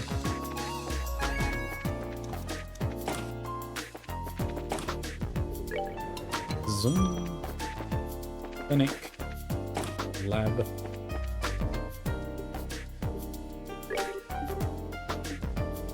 We've walked around in them for a little while. Hi there, Terry. We've done plenty of walking. Ah, thank you. You just let me examine the shoes for a moment. I'm sorry to say, but you haven't walked around enough. The sole isn't worn down at all. Yeah, you're right. I thought for sure we'd walked around enough. Oh well, we'll just have to take them back out. Yes, please. I'm sorry to trouble you. Sure thing. We'll be back. Okay, so he just tells you to keep doing it. She does have them equipped, right? She does.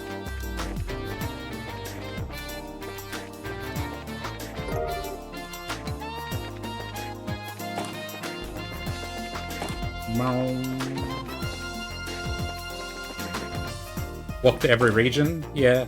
It's a long-term quest, isn't it? So...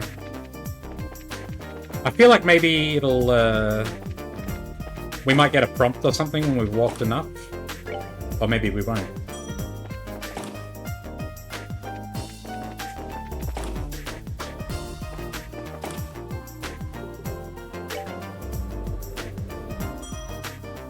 Man, I thought I was onto something with the third floor thing.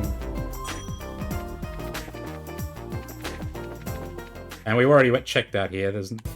Those barrels aren't relevant.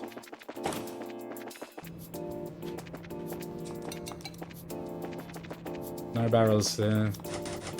Locked. Loading dock.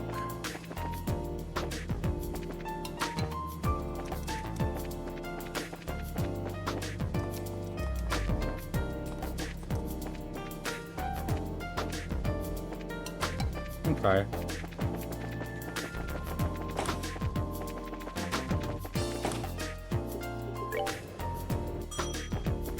We can check around in town as well, though I'm not anticipating that we'll find anything.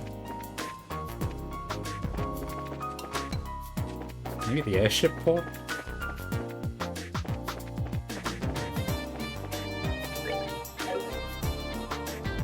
Slice factory block.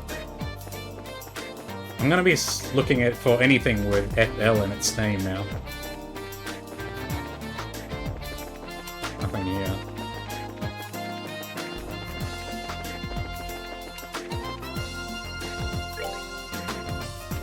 Landing port, factory block.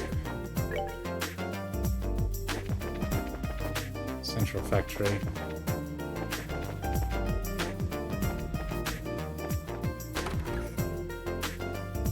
We don't have names for the non-houses.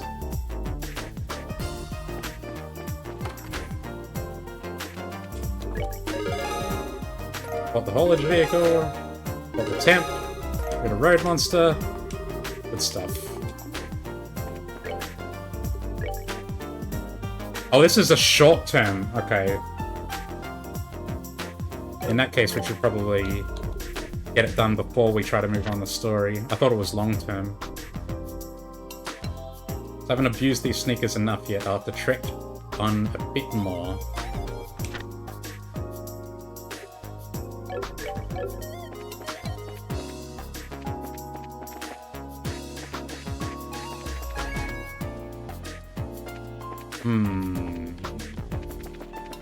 Maybe there was something in the computer that could have... It could give me an idea.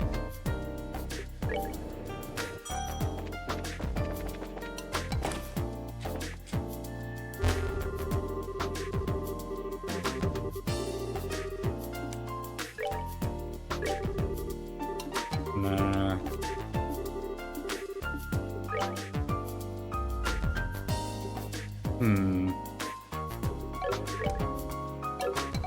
No. I don't think anything in there.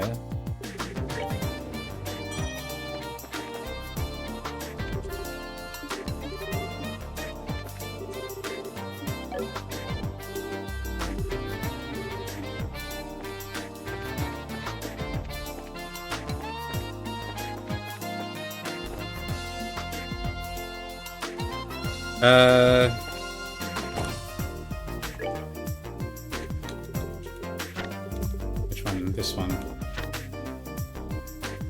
You...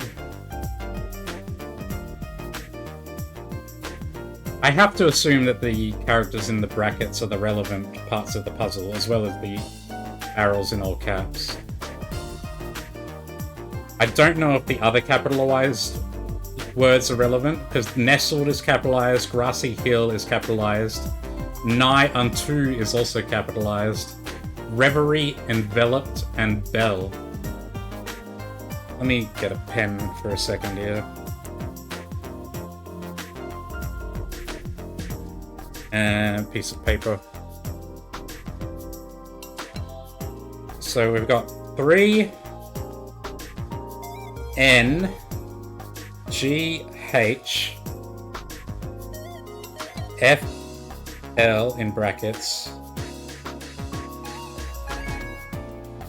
and then N U, and then barrels in all caps. I think the other capitalized words are just meant to be poetic. I don't know if they're part of the puzzle. And then there's reverie, enveloped, and bell. They don't spell anything, that's for sure. NGHNUREB and FL. I don't think that's even an anagram for anything.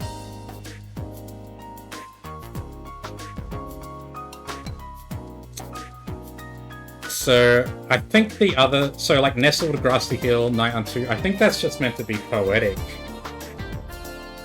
But I guess I'll keep it in mind. I don't want to rule anything out entirely.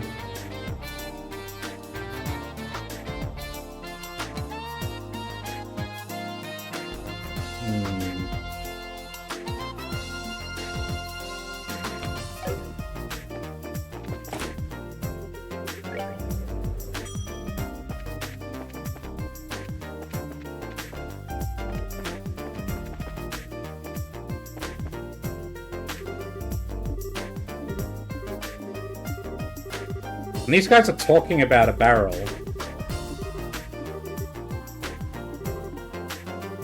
It's just, shouldn't we also factor usability into our design? That lowers efficiency. Louise, we need you to start pushing limits more like a proper engineer.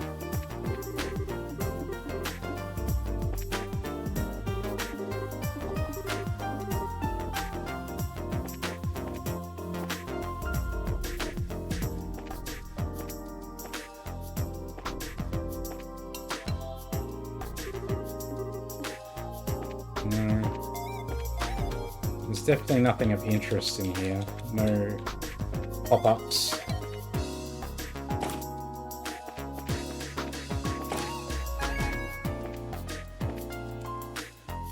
We've had a really thorough look on the 3rd floor.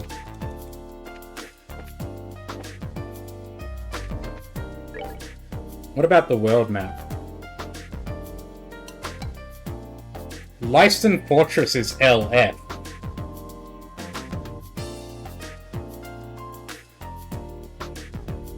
That's a potential spot.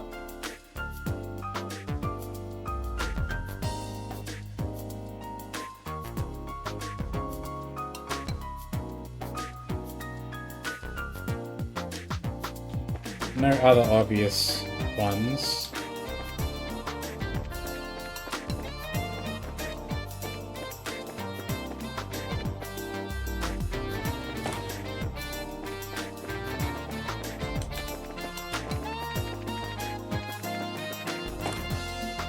Okay.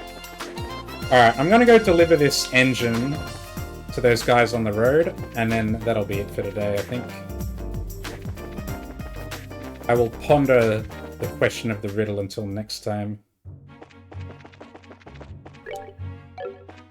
Where are we going?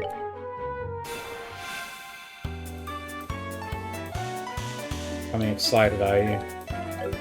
Not on my watch. That's that then. Let's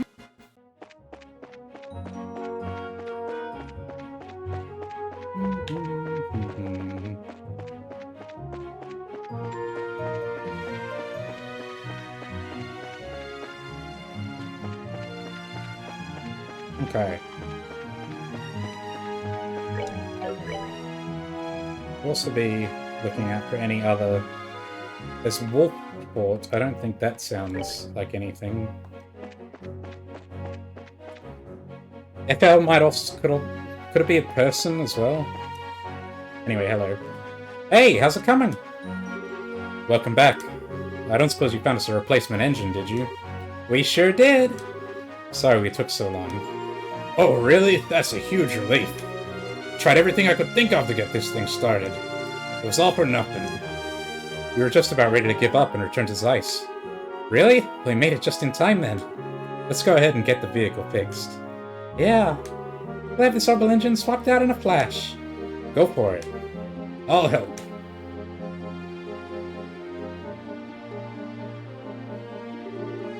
And there we go. Let's give her a whirl. Yep, she's good to go. Nice, now we can finally get that cargo moved. Your grandpa must have trained you. You're young enough to still be going to Sunday school, but you're amazing with machines. Well, we're gonna get out of here. You guys be careful. We will. We'll talk again. Thank you for your help. Take care. And they slowly drive away. Complete. Alright, let's save there. Next time, we need to wear out the shoes, so I don't know if that's going to be based on distance walked, or if it's going to be based on how many, whether you go to each location. So, I think next time we should explore the tower, the Carnelia Tower. And we also need to be on the lookout for... Oh, the tower's going to have 3 floors as well, isn't it? So it could be 3F of the tower. There's an idea. It's going to have more than 3 floors. I don't think the game has anything to track distance walked either. So I guess we'll just walk around as much as we can, see if we get a prompt.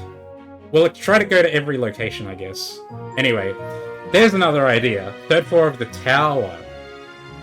Alright, that's gonna be it. Cheers for watching. Bye-bye for now. See you next time.